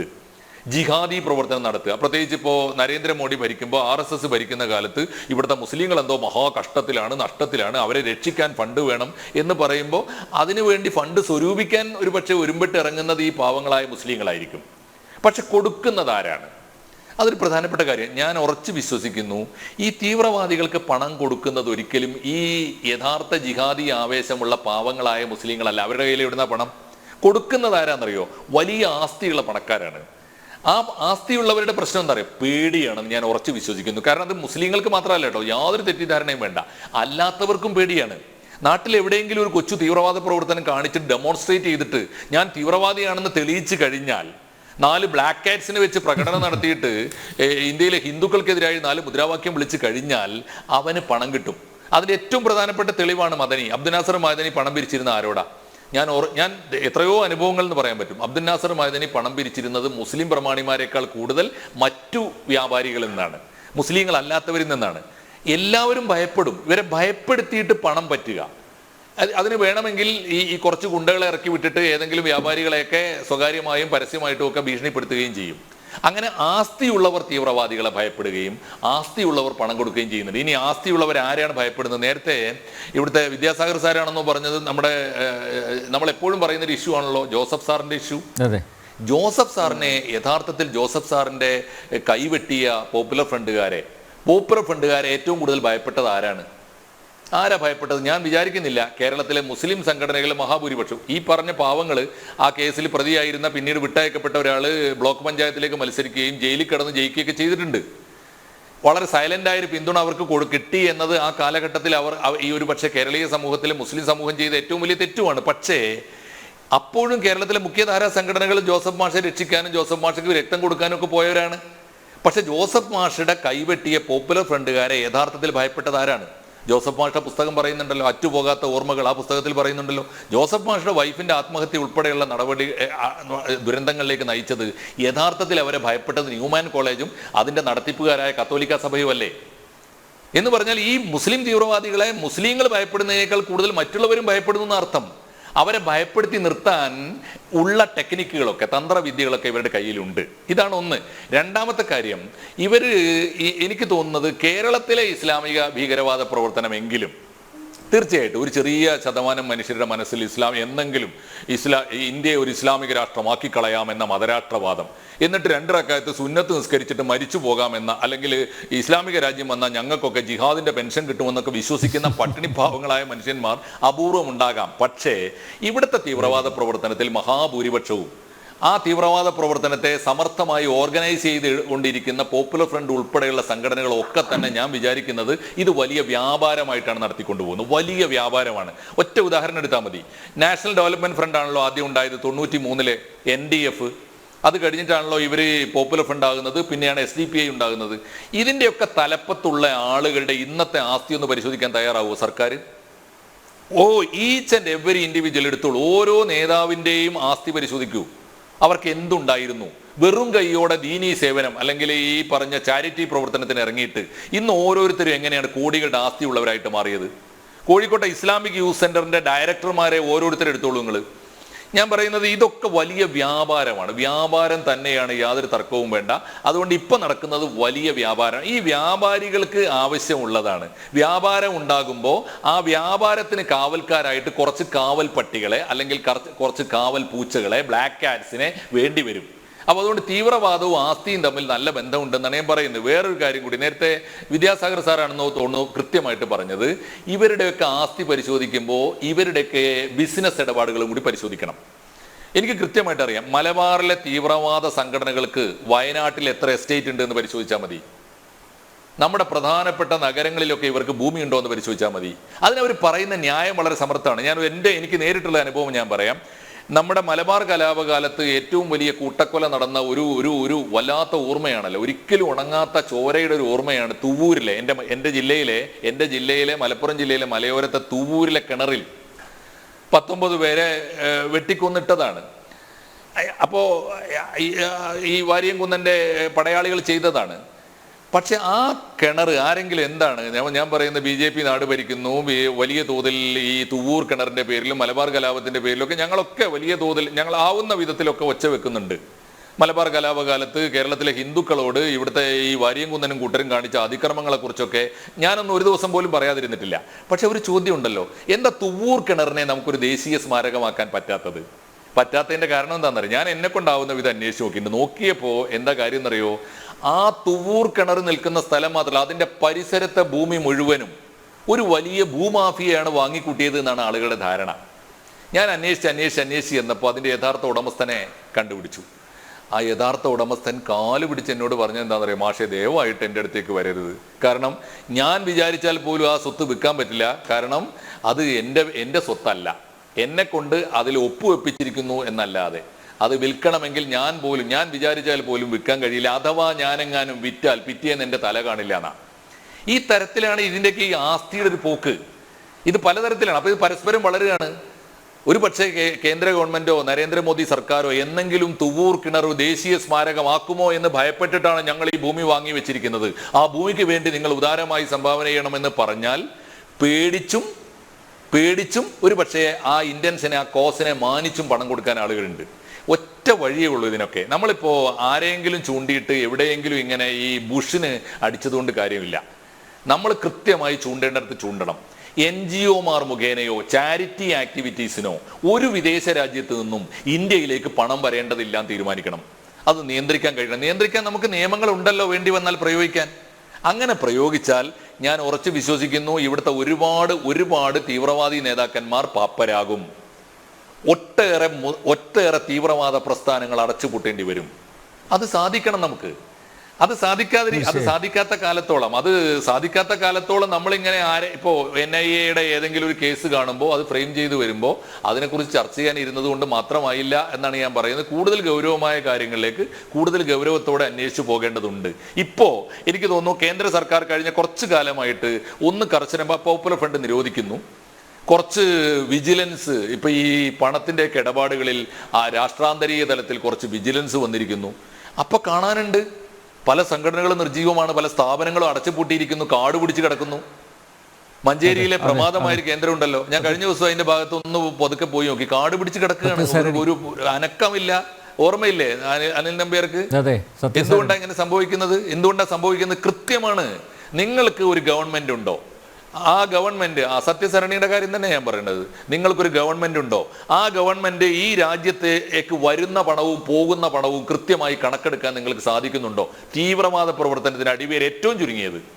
പിന്നെ ഏതെങ്കിലും ജിഹാദി എവിടെന്നെങ്കിലും ഈ പറഞ്ഞ പോലെ പോലീസ് സ്റ്റേഷൻ ആക്രമിച്ചോ, എവിടെന്നെങ്കിലും പോലീസുകാരെ കൊള്ളയടിച്ചിട്ടോ, എവിടെന്നെങ്കിലും ആയുധങ്ങൾ കൊണ്ടുവന്നിട്ടോ എവിടെയെങ്കിലും പൊട്ടിക്കുന്നുണ്ടെങ്കിൽ അവനെ നിഷ്പ്രയാസം നമുക്ക് നേരിടാൻ പറ്റും. ഇത് വ്യാപാരമായി നടക്കുന്നത് കൊണ്ടാണ് വലിയ പണക്കാർ. ഇപ്പൊ ആരോ ഇപ്പൊ യൂസുഫ് അലി പണം കൊടുക്കുന്നത് അറിഞ്ഞുകൊണ്ടാവണമെന്നില്ല, അറിഞ്ഞുകൊണ്ടും കൊടുക്കും. എന്താ കാരണം എന്നറിയോ? ബിസിനസ്സുകാരന്, കച്ചവടക്കാരന് അവന്റെ ആസ്തിക്ക് പോറൽ പറ്റാൻ പാടില്ല. മമ്മൂട്ടിയും കൊടുക്കും. കണക്കിൽപ്പെടാത്ത പണം, ഒരിക്കലും നികുതി അടക്കാത്ത പണം ഇവിടുത്തെ വലിയ സിനിമാ താരങ്ങളുടെ കയ്യിലുണ്ട്. അവർക്കൊക്കെ അവർക്ക് നേരെ ആരെങ്കിലും ചൂണ്ടി വരുമെന്ന പേടിയുണ്ട്. ആരെങ്കിലും ഒരാൾ കോടതി പോയാൽ പോലും പണിയാവും അവർക്കറിയാം. അതുകൊണ്ട് ഇതിനൊക്കെ പണം കൊടുക്കുന്നതിന് പിന്നിലുള്ള ഈ വ്യാപാരത്തിനോട് കൂട്ടുചേർന്നുള്ള ഒരു കച്ചവടമുണ്ട്. ആ കച്ചവടത്തെ നിലക്ക് നിർക്കാൻ നമുക്ക് കഴിയും. വ്യാപാരമാണെന്നാണ് ഞാൻ വിചാരിക്കുന്നത്. അല്ലാതെ ഇസ്ലാമിക രാഷ്ട്രമാക്കി കളയാമെന്ന് വിചാരിക്കുന്ന സാധുക്കൾ ഉണ്ടാകും. അവർ ഈ പണത്തിൽ പങ്കാളികളല്ല തീർച്ചയായിട്ടും. ഓക്കെ. വിദ്യാസാഗർ, അത്രാസ് കേസിലെ പ്രതികളായ സിദ്ദിഖ് കാപ്പൻ്റെയും റൌഫ് ഷെരീഫിൻ്റെയും ഭാര്യമാരുടെയും ബന്ധുക്കളുടെയും അക്കൗണ്ടുകളിലേക്കും പണം വന്നിട്ടുണ്ട് എന്നാണ് പറയുന്നത്. മാത്രമല്ല മലയാളത്തിൽ ഒരു ദൃശ്യമാധ്യമത്തിനും PFI പണം കൊടുത്തിട്ടുണ്ട്, 6 കോടിയോളം രൂപ. ഞാൻ പറയണ്ടല്ലോ, താങ്കൾക്കറിയാം. മനസ്സിലായി. അതേ ഈ പറഞ്ഞല്ലോ, ശിവഗിരിയിലെ പിന്നെ എച്ചിലാനന്ദന്മാരും ഇപ്പൊ അതല്ലേ പറയുന്നത്. ശിവഗിരിയിലുള്ള ചില എച്ചിലാനന്ദന്മാര് പറയുന്നത് മീഡിയ വേണം ഒന്നാം തരം ചാനലാണെന്ന്. അപ്പൊ ഇതൊക്കെ ഫണ്ടഡ് ആയിട്ടുള്ള ആക്ടിവിറ്റീസ് ആണ്. ഞാൻ പറഞ്ഞല്ലോ, സന്യാസം പോലും ദുഷിച്ച ഒരു കാലത്ത് ജീവിക്കുക എന്ന് പറയുമ്പോൾ എത്രത്തോളം മോശമായിരിക്കും നമ്മുടെ സാംസ്കാരിക അന്തരീക്ഷം. ചിന്തിച്ചാൽ മതി. ഇപ്പൊ ഞാനത് മുമ്പും പറഞ്ഞിട്ടുണ്ട്, ഈ ഷർട്ട് ഇടുന്ന വിവാദമായാലും മറ്റു വിഷയങ്ങളായാലും ഇതൊക്കെ ഉയർത്തിക്കൊണ്ടുവരുന്നവർക്ക് കൃത്യമായ അതിന്റെ പിന്നിൽ അജണ്ടയുണ്ട്. പ്രധാനപ്പെട്ട വിഷയങ്ങളിൽ നിന്ന് നമ്മുടെ ശ്രദ്ധ തിരിക്കുക എന്നുള്ളതാണ് അതിന്റെ മുഖ്യധർമ്മം. അപ്പോ ഈ ഇപ്പൊ നമുക്കിപ്പോഴും നേരത്തെ അഹമ്മദ് മാഷ് പറഞ്ഞ കാര്യം വളരെ സത്യമാണ്. അതായത് നമ്മുടെ സർക്കാർ വേണ്ടത്ര ഇതിനെപ്പറ്റി മനസ്സിലാക്കിയിട്ടുണ്ടോ എന്ന് എനിക്ക് സംശയമാണ് ഇപ്പോഴും. കാരണം കഴിഞ്ഞ തവണ മീഡിയ വണ്ണിന് നിരോധനം നേരിട്ടപ്പോൾ നമ്മുടെ ഒരു മന്ത്രി തന്നെയല്ലേ എത്രയും പെട്ടെന്ന് അത് നീക്കി കൊടുത്തത്. അപ്പൊ ഇവരൊക്കെ തമ്മിലുള്ള ബന്ധങ്ങൾ, വ്യക്തിബന്ധങ്ങൾ, നേരത്തെ പറഞ്ഞ പോലെ സാമ്പത്തിക ബന്ധങ്ങൾ, അല്ലെങ്കിൽ അവർ തമ്മിലുള്ള ബിസിനസ് ബന്ധങ്ങൾ, ഇതെല്ലാം ഇതിൽ വലിയ ഘടകങ്ങളാണ്. ഒരു ശത്രു കിട്ടിയിട്ടുണ്ട് കേട്ടോ, എല്ലാവർക്കും കിട്ടിയിട്ടുണ്ട്. മരവെട്ടിനും കിട്ടിയിട്ടുണ്ട്, കഴുത്തുവെട്ടിനും കിട്ടിയിട്ടുണ്ട്. കൈവെട്ടുകാരുടെ ചാനലിനും മരവെട്ടുകാരുടെ ചാനലിനും കിട്ടിയിട്ടുണ്ട്. അപ്പോ ഞാൻ പറഞ്ഞതിന്റെ അർത്ഥം എന്താണെന്ന് വെച്ചാൽ ഇവിടെ നമ്മൾ പലപ്പോഴും ജാഗ്രത കുറവ് കാണിക്കുന്നുണ്ട് പല കാര്യത്തിൽ. അതാണ് നേരത്തെ പറഞ്ഞത് ഞാൻ. അതായത് സ്വർണം വരുന്നു, ഇന്ത്യയിലേക്ക് സ്വർണം വരുന്നു എന്ന കാര്യത്തിൽ തർക്കമില്ലല്ലോ. പക്ഷെ ആ സ്വർണം വരുന്നതിൽ 100-ൽ 1 കേസാണ് പിടിക്കപ്പെടുന്നത്. പലപ്പോഴും രാഷ്ട്രീയ ബാന്ധവങ്ങൾ, മതത്തിനപ്പുറത്തുള്ള ചില സൗഹൃദങ്ങൾ, മതത്തിനപ്പുറത്ത് ആർക്കും സൗഹൃദം വേണ്ടെന്ന് ഞാൻ പറയില്ല, മതത്തിനപ്പുറത്തും ചില സൗഹൃദങ്ങൾ കാത്തു സൂക്ഷിക്കുന്ന നേതാക്കന്മാർ BJP-യിലും ഉണ്ടായാൽ മതിയല്ലോ, എളുപ്പമല്ലേ കാര്യങ്ങൾ അവർക്ക്. അപ്പൊ അതുകൊണ്ട് പണത്തിനു മേതെ പരന്തു മറക്കില്ല എന്നൊരു ചൊല്ലുണ്ടല്ലോ. അപ്പൊ പണം എന്ന് പറയുന്നത് ഇസ്ലാമിനെ സംബന്ധിച്ച് ലോകം മുഴുവൻ വലിയ ഒരു ആസൂത്രണം ചെയ്തുകൊണ്ട് തന്നെ വലിയ ധനശേഖരണം ഇതിനു വേണ്ടി നടന്നിട്ടുണ്ട്. ആ ഫണ്ട് ഉപയോഗിച്ചുകൊണ്ട് അത്താഴപ്പട്ടിണിക്കാരായിട്ടുള്ള ചില നേതാക്കന്മാരെയൊക്കെ പിടിച്ച് അവർക്ക് അവരുടെ കാര്യങ്ങൾ നടത്തിയെടുക്കാൻ സാധിക്കുന്നുണ്ട്. ഇത് വർഷങ്ങളായിട്ട്, വർഷങ്ങളല്ല നൂറ്റാണ്ടുകളായിട്ട് കത്തോലിക്ക സഭ അനുവർത്തിക്കുന്ന ഒരു രീതിയാണ്. അതായത് ഒരിക്കലും രക്തം ചൊരിയാതെ എങ്ങനെ നമ്മുടെ കാര്യങ്ങൾ നടത്തിയെടുക്കാം എന്നതിൽ അവർ എക്സ്പേർട്സ് ആണ്. എങ്ങനെയാണ് വിരുദ്ധ ചേരിയിൽ നിൽക്കുന്ന ആൾക്കാരെ പോലും സാമ്പത്തികം കൊടുത്തിട്ട് അവരെ കൊണ്ട് നമ്മുടെ കാര്യം ചെയ്യിക്കുക. നമ്മൾ കൈ നനയാതിരുന്ന് സുഖമായി സ്കൂളും കോളേജും ഹോസ്പിറ്റലും ഒക്കെ നടത്തി പോവുക. ഇതൊക്കെ തന്നെയാണ്. അപ്പൊ ഇത് തന്നെയാണ് ഇസ്ലാമും ഇപ്പോൾ അനുവർത്തിക്കുന്നത്. ഇസ്ലാമിന് പിന്നെ ഈ കത്തോലിക്ക സഭയുടെ അത്രയും കുടിലമായ ഒരു ബുദ്ധി കേന്ദ്രം ഇല്ലെങ്കിലും അവരുടെ കയ്യാളുകൾ വളരെ ശക്തരാണ്. മതം എന്ന് പറയുന്ന ഒരു വികാരം എന്ന രീതിയിൽ ഇളക്കി വിടാൻ പറ്റും. ഇപ്പൊ ഒരു ലോക്കൽ ക്രിസ്ത്യാനിയോട് നിനക്ക് സ്വർഗം കിട്ടുവടാ, നീ ഇത് ചെയ്താൽ ബോംബ് പൊട്ടിച്ചാൽ എന്ന് പറഞ്ഞാൽ അവൻ വിശ്വസിക്കില്ല. കാരണം അവന് ഈ മതം എന്ന് പറയുന്ന ഒരു വ്യാപാരമാണ്, അല്ലെങ്കിൽ സാമൂഹ്യ സുരക്ഷ മാത്രമാണ്. ഇസ്ലാമിന് അങ്ങനെയല്ല. പൊട്ടിത്തെറിച്ചാൽ അവിടെ എത്തുമെന്നും അവിടെ എത്തിക്കഴിഞ്ഞാൽ ഈ പൊട്ടിത്തെറിച്ച ലിംഗം മാറ്റി വേറെ കൊടുത്തിട്ട് 75,000 പേരെ ഭോഗിക്കാൻ പറ്റുന്നൊക്കെയുള്ള വിഡ്ഢി കഥകളെ അങ്ങേയറ്റം പൂർണ്ണം വിശ്വസിക്കുന്നവരാണ് അവര്. അപ്പൊ അവര് ആ ചെറുപ്പത്തിലുള്ള, ഞാൻ അത് പറഞ്ഞല്ലോ, കേവലം ഫണ്ടിങ് നിർത്തിയാൽ മാത്രം തകരുന്ന ഒന്നല്ല ഇസ്ലാം. ഇസ്ലാമിന്റെ രീതി എന്ന് പറഞ്ഞാൽ വളരെ ചെറുപ്പകാലത്തിലെ ഹിറ്റ്ലർ പറഞ്ഞ പോലെ ക്യാച്ച് ദം യങ്, ചെറുപ്പത്തിലെ പിടിച്ചിട്ട് അവർക്ക് ആശയപരമായ മൗഢ്യം അവരുടെ സ്വഭാവമാക്കി മാറ്റുക. അതായത് ഈ ഇസ്ലാമിൽ പ്രചരിപ്പിക്കപ്പെടുന്ന ആശയങ്ങൾ, അതായത് ഒരു കാഫിറിനെ കൊന്നു കഴിഞ്ഞാൽ സ്വർഗത്തിൽ പോകാൻ കിട്ടും, അല്ലെങ്കിൽ നേരത്തെ നമ്മുടെ അഡ്വക്കേറ്റ് ബലദേവ് സാർ പറഞ്ഞതല്ലോ ഇസ്ലാമിൽ ഇങ്ങനെ മറ്റുള്ളവർക്ക് സേവ ചെയ്യുന്ന കാര്യത്തെ പറ്റി. അത് വളരെ സ്പഷ്ടമായി ഖുറാനിലും ഹദീസുകളിലും പറഞ്ഞിട്ടുണ്ട്. ഒരു മുസ്ലിമിനെയാണ് സഹായിക്കേണ്ടത്, വളരെ സ്പഷ്ടമായി പറഞ്ഞിട്ടുണ്ട്. ഒരു മുസ്ലിമിനെയാണ് സഹായിക്കേണ്ടത്. അതെ, അത് അടിവരയിട്ട് മനസ്സിലാക്കേണ്ട. സാറിനെ പോലെ എത്രയോ, സാറിന് ഇത്ര തെറ്റിദ്ധാരണ ഉണ്ടെങ്കിൽ പിണറായി വിജയൻ എത്ര തെറ്റിദ്ധാരണ കാണും? അതാ ഞാൻ ചിന്തിക്കുന്നത്. മുസ്ലിങ്ങൾക്ക് സാറിനെ പോലെ സാധാരണ മുസ്ലിങ്ങൾക്ക് പോലും അറിയില്ല അത്. സക്കാത്തിന്റെ അവകാശികളിൽ എടുത്തു പറയുന്ന കാര്യമാണ് അത് കാഫിറിന് കൊടുക്കാൻ പാടില്ല എന്ന്. അതിൽ ഒരു കാരണവശാലും ഒരു ഇസ്ലാമിക ഒരു മുസ്ലിം, ഒരു 5 നേരം നിസ്കരിക്കുന്ന മുസ്ലിം, അവന്റെ ഫണ്ട് 1 രൂപ പോലും ഒരു അവിശ്വാസിക്ക് ഇതര മത, അത് വളരെ സ്പഷ്ടമായി തുറന്നു പറഞ്ഞ ഒരാളാണ് മുജാഹിദ് ബാലുശ്ശേരി. അയാൾ പറഞ്ഞു, ഗുരുവായൂർ അമ്പലത്തിൽ നിന്നോ നമ്മുടെ ലോക്കൽ ക്ഷേത്രങ്ങളിൽ നിന്നോ പിരിവ് വരുമ്പോ 10 രൂപ കൊടുത്താൽ വേശ്യാലയത്തിന് കൊടുത്ത പോലെ ആയി എന്ന് പറഞ്ഞ ആളാണ് മുജാഹിദ് ബാലുശ്ശേരി. അതിന് വേശ്യാലയത്തിൽ കൊടുക്കുന്നതിനേക്കാൾ മോശമാണ് അമ്പലത്തിന് പിരിവ് കൊടുത്താലെന്ന് മുജാഹിദ് ബാലുശ്ശേരി തുറന്നു പറഞ്ഞു. കാരണം അയാളാണ് ഇനിയിപ്പോ ഞാൻ മനസ്സിലാക്കുന്നത് കുറച്ച് ഓപ്പൺ ആയിട്ട് സത്യം പറയുന്നത് അവരുടെ മതത്തെ. ബാക്കി എല്ലാവരും പറഞ്ഞു കൊടുക്കുക. ഞാൻ അതിലൊരു ക്ലാരിറ്റി ഉണ്ട്. ഇപ്പൊ ഈ ദാനം ചെയ്യാന്ന് പറയുമ്പോൾ നമ്മളുടെ മനസ്സിൽ ഇപ്പോൾ ഒരു ഇന്ത്യ പോലെയുള്ള ഒരു സാഹചര്യത്തിൽ നിന്നിട്ട് നമ്മൾ പറയുമ്പോൾ ഉള്ളവൻ ഇല്ലാത്തവന് എന്തോ കൊടുക്കുന്നു, ഇതാണ് ദാനം എന്നാണ് നമ്മൾ പറയുക. ഞാനിവിടെ ഈ ഒരു കോണ്ടെക്സ്റ്റിൽ എടുത്ത് പറയുകയാണത്. ഇവിടെ നമ്മൾ കാണുന്നത് ഇസ്ലാമിൽ അത് പ്രധാനമായിട്ട് 3 രീതിയിലാണ് പറയുക. ഒന്ന്, നിർബന്ധിതമായ സക്കാത്ത് എന്ന് പറയുന്ന ഒരു സാധനം. സക്കാത്തിന്റെ അവകാശികളിൽ കാഫിറിനില്ല, കൊടുക്കാൻ പാടില്ല, ഹറാമാണെന്നാണ് പറയുന്നത്. ഓക്കെ, ഹലാൽ ഹറാം എന്ന് പറയുന്നത് ഹറാമാണ്. അതിൽ തന്നെ നിങ്ങൾക്ക് കൊടുക്കാം ഒരു കൂട്ടം ആളുകൾ. ആ കൂട്ടം ആരാണ്? അവരെങ്ങാനും ഇസ്ലാമിലേക്ക് വരാൻ സാധ്യതയുണ്ടോ? നമ്മളുടെ ചില സ്വാമിമാരെ കുറിച്ചൊക്കെ പറയാറുണ്ട്.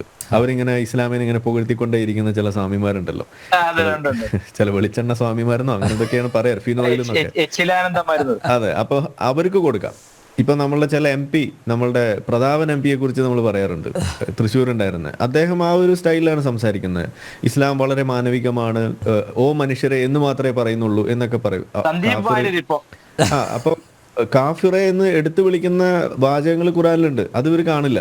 അപ്പൊ അവർ ഈ മനുഷ്യരെ എന്ന് വിളിക്കണ മാത്രം എടുത്ത് പറയും. അപ്പൊ ബാക്കിയുള്ള ആളുകൾ വിചാരിക്കും ഓ എത്രമാത്രം മാനവികമാണോ എന്ന് വിചാരിക്കും. അപ്പൊ അങ്ങനെ പറയുന്നത്. അപ്പൊ അങ്ങനെ നിൽക്കുന്ന ഇസ്ലാമിലേക്ക് വരാൻ സാധ്യതയുള്ള ആളുകളെ ഇതിലേക്ക് പിടിച്ച് തള്ളിയിടാൻ വേണ്ടിയിട്ട് കുറച്ച് കാശ് അവർക്ക് കൊടുക്കാം. അത് സക്കാത്തിന്റെ ഒരു അവകാശമാണ്. അല്ലാതെ നിങ്ങൾക്ക് ഒരു കാര്യം ഞാൻ പറഞ്ഞോട്ടെ, ഇതിലൊറ്റ കാര്യം പറഞ്ഞോട്ടെ, ഖുർആൻ മുശ്രിക്കൂൻ എന്ന് വിളിക്കുന്നുണ്ട്.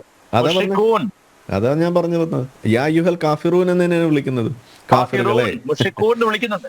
അപ്പൊ ഞാൻ പറഞ്ഞു വന്നത് ഇതൊരു പ്രധാനപ്പെട്ട സംഗതി. ഇനി രണ്ടാമത്തേത്, നമ്മളിപ്പോ പെരുന്നാൾ, നോമ്പൊക്കെ കഴിഞ്ഞ് പെരുന്നാളിന് മുന്നേ കൊടുക്കുന്ന ഒരു ഫിത്ർ സക്കാത്ത് എന്ന് പറഞ്ഞ ഒരു സംഗതി. അതിലും അവിടെയും നിങ്ങൾ മുസ്ലിമിനല്ല കൊടുക്കാൻ പറയുന്നത്. അത് ആ മുസ്ലിമിനല്ല, അത് മുസ്ലിമിന് മാത്രമേ കൊടുക്കാൻ പറയുന്നുള്ളൂ. പിന്നെ ഉള്ളത് സദക്ക എന്ന് പറയുന്ന പൊതുവായിട്ട് ഇപ്പൊ നമ്മൾ വെറുതെ നടന്നു പോകുമ്പോൾ നമ്മുടെ കയ്യിലൊരു 10 രൂപ ഇങ്ങനെ കൊടുക്കബിൾ ആയിട്ടുള്ള ഒരു 10 രൂപ ഉണ്ട്, ആരെങ്കിലും ഒരാൾക്ക് കൊടുക്കാം. അവിടെ ഒരു കണ്ടീഷൻ ഉണ്ട്, നിങ്ങളുടെ മുന്നിലേക്ക് അത് ആവശ്യമുള്ള ഒരു മുസ്ലിമും അമുസ്ലിമും കടന്നു വരികയാണ്, 2 പേർക്കും 10 രൂപ വേണം, എൻ്റെ മുന്നിലേക്ക് വരുന്നു, ഞാൻ ആർക്ക് കൊടുക്കണം? എന്താണ് ഇസ്ലാം പഠിപ്പിക്കുന്നത്? ആദ്യം മുസ്ലിമിന്റെ പ്രശ്നം തീർക്കുക, എന്നിട്ട് മതി ആ മുസ്ലിമിന്റെ പ്രശ്നം തീർക്കുക എന്നാണ് ഇസ്ലാം പഠിപ്പിക്കുന്നത്. അപ്പൊ ഇതുപോലെയുള്ള കാര്യങ്ങൾ അറിയുന്ന ആളുകളെ സംബന്ധിച്ചിടത്തോളം അവരതേ ചെയ്യൂ. അറിയാത്ത ആളുകൾ ചിലപ്പോ ഹിന്ദുവിനെ കാണുമ്പോൾ മനസ്സലിഞ്ഞിട്ട് കൊടുക്കുന്ന, ഒരു സെക്കൻഡ്, ഇത് കാണുമ്പോൾ ഇത് മനസ്സലിഞ്ഞിട്ട് കൊടുക്കുന്ന വളരെ മനുഷ്യ സ്നേഹികളായിട്ടുള്ള മുസ്ലിങ്ങൾ നമ്മുടെ നാട്ടിലുണ്ട്. അവർ ധരിക്കുന്നത് അവരുടെ ആ മാനുഷിക സ്നേഹം, അവർ കാണിക്കുന്ന അനുകമ്പ, ഇത് ഇസ്ലാമിന്റെ ഭാഗമായിട്ട് കിട്ടിയതാണെന്നാണ് അവർ ധരിക്കുന്നത്. അത് തെറ്റിദ്ധാരണയാണ്. അത് അവരുടെ സഹജമായിട്ടുള്ള ക്വാളിറ്റിയാണ്. അത് നമ്മൾ പറഞ്ഞു കൊടുക്കണ്ടേ, അത് തിരുത്തി കൊടുക്കണ്ടേ. നിങ്ങൾ കൊണ്ടു നടക്കുന്നത് ഇസ്ലാമിന് അന്യമാണ്, നിങ്ങൾ നല്ലൊരു മനുഷ്യനാണ്, നിങ്ങൾ ഇസ്ലാമിലേക്ക് പോകാതിരിക്കൂ എന്ന് പറയണം, അല്ലെങ്കിൽ നിങ്ങൾ തീവ്രവാദത്തിലേക്ക് എത്തിപ്പെടും എന്ന് നമ്മൾ പറയേണ്ട ആളുകളായി മാറുന്ന അവിടെയാണ്. അതെ, ഇവർ പറയുന്ന മറ്റൊരു കള്ളത്തരം അനിൽജി, മറ്റൊരു കള്ളത്തരം മനുഷ്യന് ഈ മൂല്യങ്ങളൊക്കെ കൊടുത്തത് മതമാണെന്നാണ്. അമ്മയെ അമ്മയായിട്ട് കാണാനും പെങ്ങളെ പെങ്ങളായിട്ട് കാണാനും ഒക്കെ മതം പറഞ്ഞിട്ടാണ് ഈ വിഡ്ഢികൾ പറയുന്നത്. ഇപ്പൊ മതം ഇല്ലായിരുന്നു ഇവരൊക്കെ അമ്മയെ ഭോഗിച്ചതിനല്ലേ എന്റെ അർത്ഥം? അതെ, അതെ. അങ്ങനെ അപ്പൊ ഇസ്ലാമിൽ പെടാത്ത ആളുകളൊക്കെ ആ മാതൃഭോഗികളാണോ? അപ്പൊ ഇമ്മത്തെ പൊട്ടത്തരൊക്കെ ചെറുപ്പം മുതലേ പഠിപ്പിച്ചിട്ട്, ഇപ്പൊ ഉദാഹരണം പറഞ്ഞാൽ ഇപ്പൊ നേരത്തെ ആരിഫ് പറഞ്ഞതില് കമ്മ്യൂണിസ്റ്റ് പാർട്ടിയിലെ ഒരിക്കലും 90% ആളുകളും ഇപ്പൊ ഇതുപോലെ ഇസ്ലാമിനെ പുകഴ്ത്തുന്നവരാണ്. അവർക്ക് കിട്ടുന്ന അവസരങ്ങളും പ്രസംഗങ്ങളിലും ഒക്കെ ഇസ്ലാമിനെ വളരെയധികം പുകഴ്ത്തുന്നവരാണ്. കാരണം ഇസ്ലാം ഒരു മാനവീയ മതമാണ്, തൊട്ട് അടുത്ത വീട്ടിലെ ആൾ പട്ടിണി നടക്കുമ്പോൾ ഇവിടെ അടുപ്പ് പോകാൻ പാടില്ല എന്നൊക്കെയുള്ള ചില സൂക്തങ്ങൾ എടുത്തിട്ട് അവർ പല പ്രസംഗങ്ങളും ഞാൻ കേട്ടിട്ടുണ്ട്. ഈ മണ്ടന്മാർക്ക് മനസ്സിലാവുന്നില്ല ഖുറാന്റെ മൊത്തം ഐഡിയ എന്ന് പറഞ്ഞാൽ ഈ രണ്ട് വിഭാഗമാണ്. അതായത് നിങ്ങൾ മുത്തക്കൂൻ അല്ലെങ്കിൽ നിങ്ങൾ വിശ്വാസികളും, മുഷ്രിഖൂൻ നിങ്ങൾ ഷിർക്ക് ആചരിക്കുന്നവർ. ഷിർക്ക് എന്ന് പറഞ്ഞാൽ ബഹുദൈവ ആരാധന, വിഗ്രഹാരാധന ഇത് ചെയ്യുന്നവരും. ഇവർ എപ്പോഴും നിത്യ നരകത്തിന് അവകാശികളുമാണ്. അവർക്ക് ഒരു കൈ അയച്ച് ഒരു സഹായം ചെയ്യാനും പാടില്ല. ഒരു മുഷ്രിഖ്, അതായത് ഒരു ഷിർക്ക് ആചരിക്കുന്നവന്, ഒരു മുഷ്രിഖിന് ഒരു പൈസ കൊടുത്താൽ അത് ഷിർക്ക് ആചരിക്കാൻ കൊടുത്ത പൈസയായിട്ടാണ് കണക്കാക്കപ്പെടുന്നത്. നിങ്ങള് ഇപ്പൊ ഗുരുവായൂരപ്പന്റെ ഭക്തനായ ഒരാൾക്ക് ഒരു ഇസ്ലാമിക പ്രവർത്തകനോ സൊസൈറ്റിയോ അരി കൊടുത്താൽ അത് അള്ളാഹുവിന്റെ കണ്ണിൽ എന്താണത്? യവൻ ഈ അരിയും കഴിച്ച് ആരോഗ്യം വെച്ച് നടന്ന് ഗുരുവായൂർ വെച്ച് തൊഴുതാൽ അള്ളാഹു അല്ലാത്ത മറ്റൊരു ദൈവത്തെ തൊഴുതെന്ന് കണക്കാക്കുകയും അവനെ എണ്ണയിലിട്ട് പൊരിക്കാനുള്ള പരിപാടിയായി അവിടെ എണ്ണ തിളപ്പിച്ചു കൊടുക്കും. അപ്പൊ തന്നെ ഇപ്പൊ ഞാൻ ഈ പറഞ്ഞതിനർത്ഥം യാതൊരു തരത്തിലും ഈ പരിഷ്കൃത സമൂഹത്തിന് യോജിച്ചതല്ലാത്തതും വിശേഷിച്ച് ബഹുസ്വര സമൂഹത്തിന്റെ കൂടെ ജീവിക്കാൻ ഒരു കാരണവശാൽ അനുവദിക്കാൻ പറ്റാത്തതുമായിട്ടുള്ള ഒരു ആശയമാണ് ഇസ്ലാമിൻ്റെത്. ആ ആശയത്തിന് ഫണ്ട് കണ്ടെത്തുന്നുള്ള എളുപ്പമാവുന്നതിന് കാരണം ചെറുപ്പം മുതലേ ഇവരെ മദ്രസ പഠിപ്പിക്കുന്നുണ്ട്. ഈ പഠനം എന്താണ് എന്ന് നിയന്ത്രിക്കേണ്ടുന്ന സമയം കഴിഞ്ഞു. കേരളത്തിലേക്കും ഇന്ത്യയിലേക്ക് വരുന്ന സ്വർണത്തിന്റെ സോഴ്സും ടാർഗറ്റ് ആർക്കാണ് ഇത് കൊണ്ടുവരുന്നത് അതും പിടിക്കപ്പെടേണ്ട സമയം കഴിഞ്ഞിട്ടും ഉറക്കം നടിക്കുന്നവർ ഉണ്ട് നമ്മുടെ കൂട്ടത്തിൽ തന്നെ. അതാണ് ഇവരുടെ ബലം. ഓക്കെ വക്കീലെ കുറെ സമയമായി, ഒന്നും പറയാതെ വക്കീലെ പെട്ടെന്ന് 2 മിനിറ്റ് കൂടി ഉണ്ട്. ഇത് ഒരു പഠനം കാണിക്കുന്നത് ഈ മതത്തിന്റെ പേരിൽ തീവ്രവാദം നടത്തുന്ന ഭൂരിപക്ഷം പേർക്കും മതപരമായ ലക്ഷ്യങ്ങളല്ല ഈ തീവ്രവാദികൾക്ക് നല്ലതുപോലെയുള്ളൂ. അവർക്ക് പലർക്കും മറ്റ് പല ലക്ഷ്യങ്ങളും പല നേട്ടങ്ങളുമാണ് അവർ ഉദ്ദേശിക്കുന്നത്. അവരൊന്നും മതപരമായ പരിപൂർണമായ ലക്ഷ്യത്തിൽ വിശ്വസിക്കുന്നവരല്ല. അവർക്ക് ചില തീവ്രവാദ പ്രവർത്തനങ്ങൾ അവരുടേതായിട്ടുള്ള സ്ഥാപിത താല്പര്യങ്ങൾക്ക് അത് ഒതുങ്ങി നിൽക്കും. പിന്നെ ഫണ്ടിങ്ങിന്റെ കാര്യം പറഞ്ഞു, ഫണ്ടിങ് നിരോധിക്കണം. ദേശീയ തലത്തിൽ തന്നെ നിരോധിക്കുമ്പോൾ അത് മുസ്ലിം സംഘടനകൾക്ക് മാത്രമല്ല, ഇവിടെ ക്രിസ്ത്യൻ മിഷനുകൾക്ക് നിരവധി പേർക്ക് വിദേശത്ത് ഫണ്ട് വരുന്നുണ്ട്. ഹൈന്ദവ സംഘടനകൾക്ക് ചാരിറ്റബിൾ ആക്ടിവിറ്റിയുടെ പേരിൽ ഫണ്ട് വരുന്നുണ്ട്. അപ്പോൾ അവിടെയാണ് നിരോധിക്കപ്പെട്ടിട്ട് വരുമ്പോൾ ഒരാളുടെ മാത്രമായിട്ട് നമുക്ക് ഡിസ്ക്രിമിനേഷൻ നിരോധിക്കാൻ പറ്റും. അപ്പോൾ മൊത്തത്തിൽ ആർക്കൊക്കെ ചാരിറ്റബിൾ ആക്ടിവിറ്റി അനുസരിച്ച് ഫണ്ട് വരുന്നുണ്ടോ അത് മൊത്തത്തിൽ നിരോധിക്കണം. ആ നിരോധിച്ചിട്ട് കഴിഞ്ഞാൽ തീർച്ചയായിട്ടും അതിനകത്ത് ആരും ഒന്നും എതിർക്കത്തില്ല.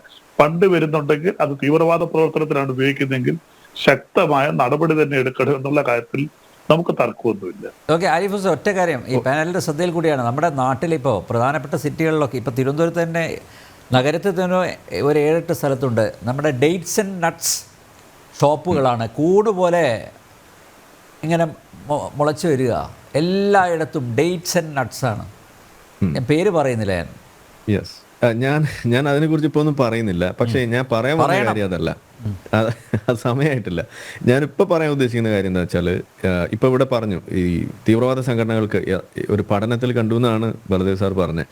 അത് ഏതാണ് ആ പഠനം എന്നൊന്ന് പറഞ്ഞാൽ നന്നായിരുന്നു. ഏതായാലും എനിക്കറിയുന്ന തീവ്രവാദ സംഘടനകൾ ഒരു 500 തീവ്രവാദ സംഘടനകളുടെ ലിസ്റ്റ് ഉണ്ട്. ആ ലിസ്റ്റിലുള്ള ഏത് സംഘടന എടുത്തു നോക്കി കഴിഞ്ഞാൽ അവരുടെ ലക്ഷ്യം ഇസ്ലാമിക രാജ്യം തന്നെയാണ്. അതെന്ന് വെച്ചാൽ ഇസ്ലാം അവിടെ ഉണ്ടാവണം, ശരിയാ അവിടെ സ്ഥാപിക്കണം, അത് മതം തന്നെയാണ്. അതവിടെ നിൽക്കട്ടെ. ഇനി രണ്ടാമത്തെ ഒരൊറ്റ കാര്യം പറയാനുള്ളത്, നമ്മൾ ഈ പൊളിറ്റിക്സിലേക്ക് മതം ചേർക്കുന്നു അല്ലെങ്കിൽ ആ കൾച്ചറൽ എലമെന്റ് ചേർക്കുക എന്ന് പറയുമ്പോൾ ഇവിടെ ഹിന്ദുത്വ ചെയ്യുന്ന ആളുകൾ അത് ചെയ്യുന്നില്ലേ, അപ്പൊ പിന്നെ ഇവരും അത് ചെയ്യില്ലേ എന്നൊക്കെ പറഞ്ഞിട്ട് അതിനെ സമീകരിക്കുന്ന ഒരു പരിപാടി ഉണ്ട്. അതിനോട് നമുക്ക് അതിനെ ഒന്നും കൂടി ഒന്ന് ക്ലിയർ ആയിട്ട് കാണണം എന്നാണ് ഞാൻ പറയുന്നത്. കാരണം ഇവിടെ അങ്ങനെ ഒരു ലക്ഷ്യം വെച്ചുകൊണ്ട് ഒരു സംഗതി ചെയ്താൽ അതിന്റെ ഔട്ട്കം എന്താണ്? അവിടെ ഔട്ട്കമായിട്ട് വരുന്നത് ഇസ്ലാമിന്റെ പക്ഷത്തുള്ള ആളുകൾ ആ മതം അവിടെ തിരികിയാൽ അതിന്റെ ഔട്ട്കം എന്ന് പറയുന്നത് ഒരു താലിബാനാണ്. എന്നാൽ മറ്റേത് എന്ന് പറയുന്നത് അതൊരിക്കലും നമ്മൾ സാധാരണ പറയുന്ന ഒരു ഹിന്ദു താലിബാൻ ആക്കാൻ നിങ്ങൾക്ക് കഴിയില്ല എന്നുള്ളത് ആദ്യം നമ്മളൊന്ന് മനസ്സിലാക്കണം. എന്നാൽ മാത്രമാണ് ഈ വിഷയത്തിൽ ഈ ഇസ്ലാമിക തീവ്രവാദത്തെ കൃത്യമായിട്ട് അഡ്രസ്സ് ചെയ്യാൻ നമുക്ക് കഴിയുള്ളൂ. ഇവിടെ രണ്ടും ഒന്നാണ് എന്ന് പറയുന്ന ഒരു രീതി വരെയും ഇതിൻ്റെ ലക്ഷ്യങ്ങൾ മത ഇതരമായ മറ്റെന്തോ ആണ് എന്ന് പറഞ്ഞു വെക്കുകയും ചെയ്യുന്നിടത്താണ് നമുക്ക് ആദ്യം തന്നെ ചുവട് പിഴയ്ക്കുന്നതെന്നാണ് എനിക്ക് ഇതിൽ ഒന്ന് സൂചിപ്പിക്കാനുള്ളത്. ഓക്കെ, എന്തായാലും നാടിനെ നശിപ്പിക്കാൻ ഫണ്ടിങ് നടത്തിയ ഈ 10,000 മലയാളികൾ അവരെ എക്സ്പോസ് ചെയ്യണം. താമസിയാതെ അവർ NIA യുടെ വലയിൽ ആകുമെന്ന് തന്നെ നമുക്ക് പ്രത്യാശിക്കാം. ജനറൽ ബിറ്റ് ഇവിടെ പൂർണ്ണമാകുന്നു. ചർച്ചയിൽ പങ്കെടുത്ത എല്ലാ അതിഥികൾക്കും നന്ദി. ഒപ്പം പ്രേക്ഷകർക്കും.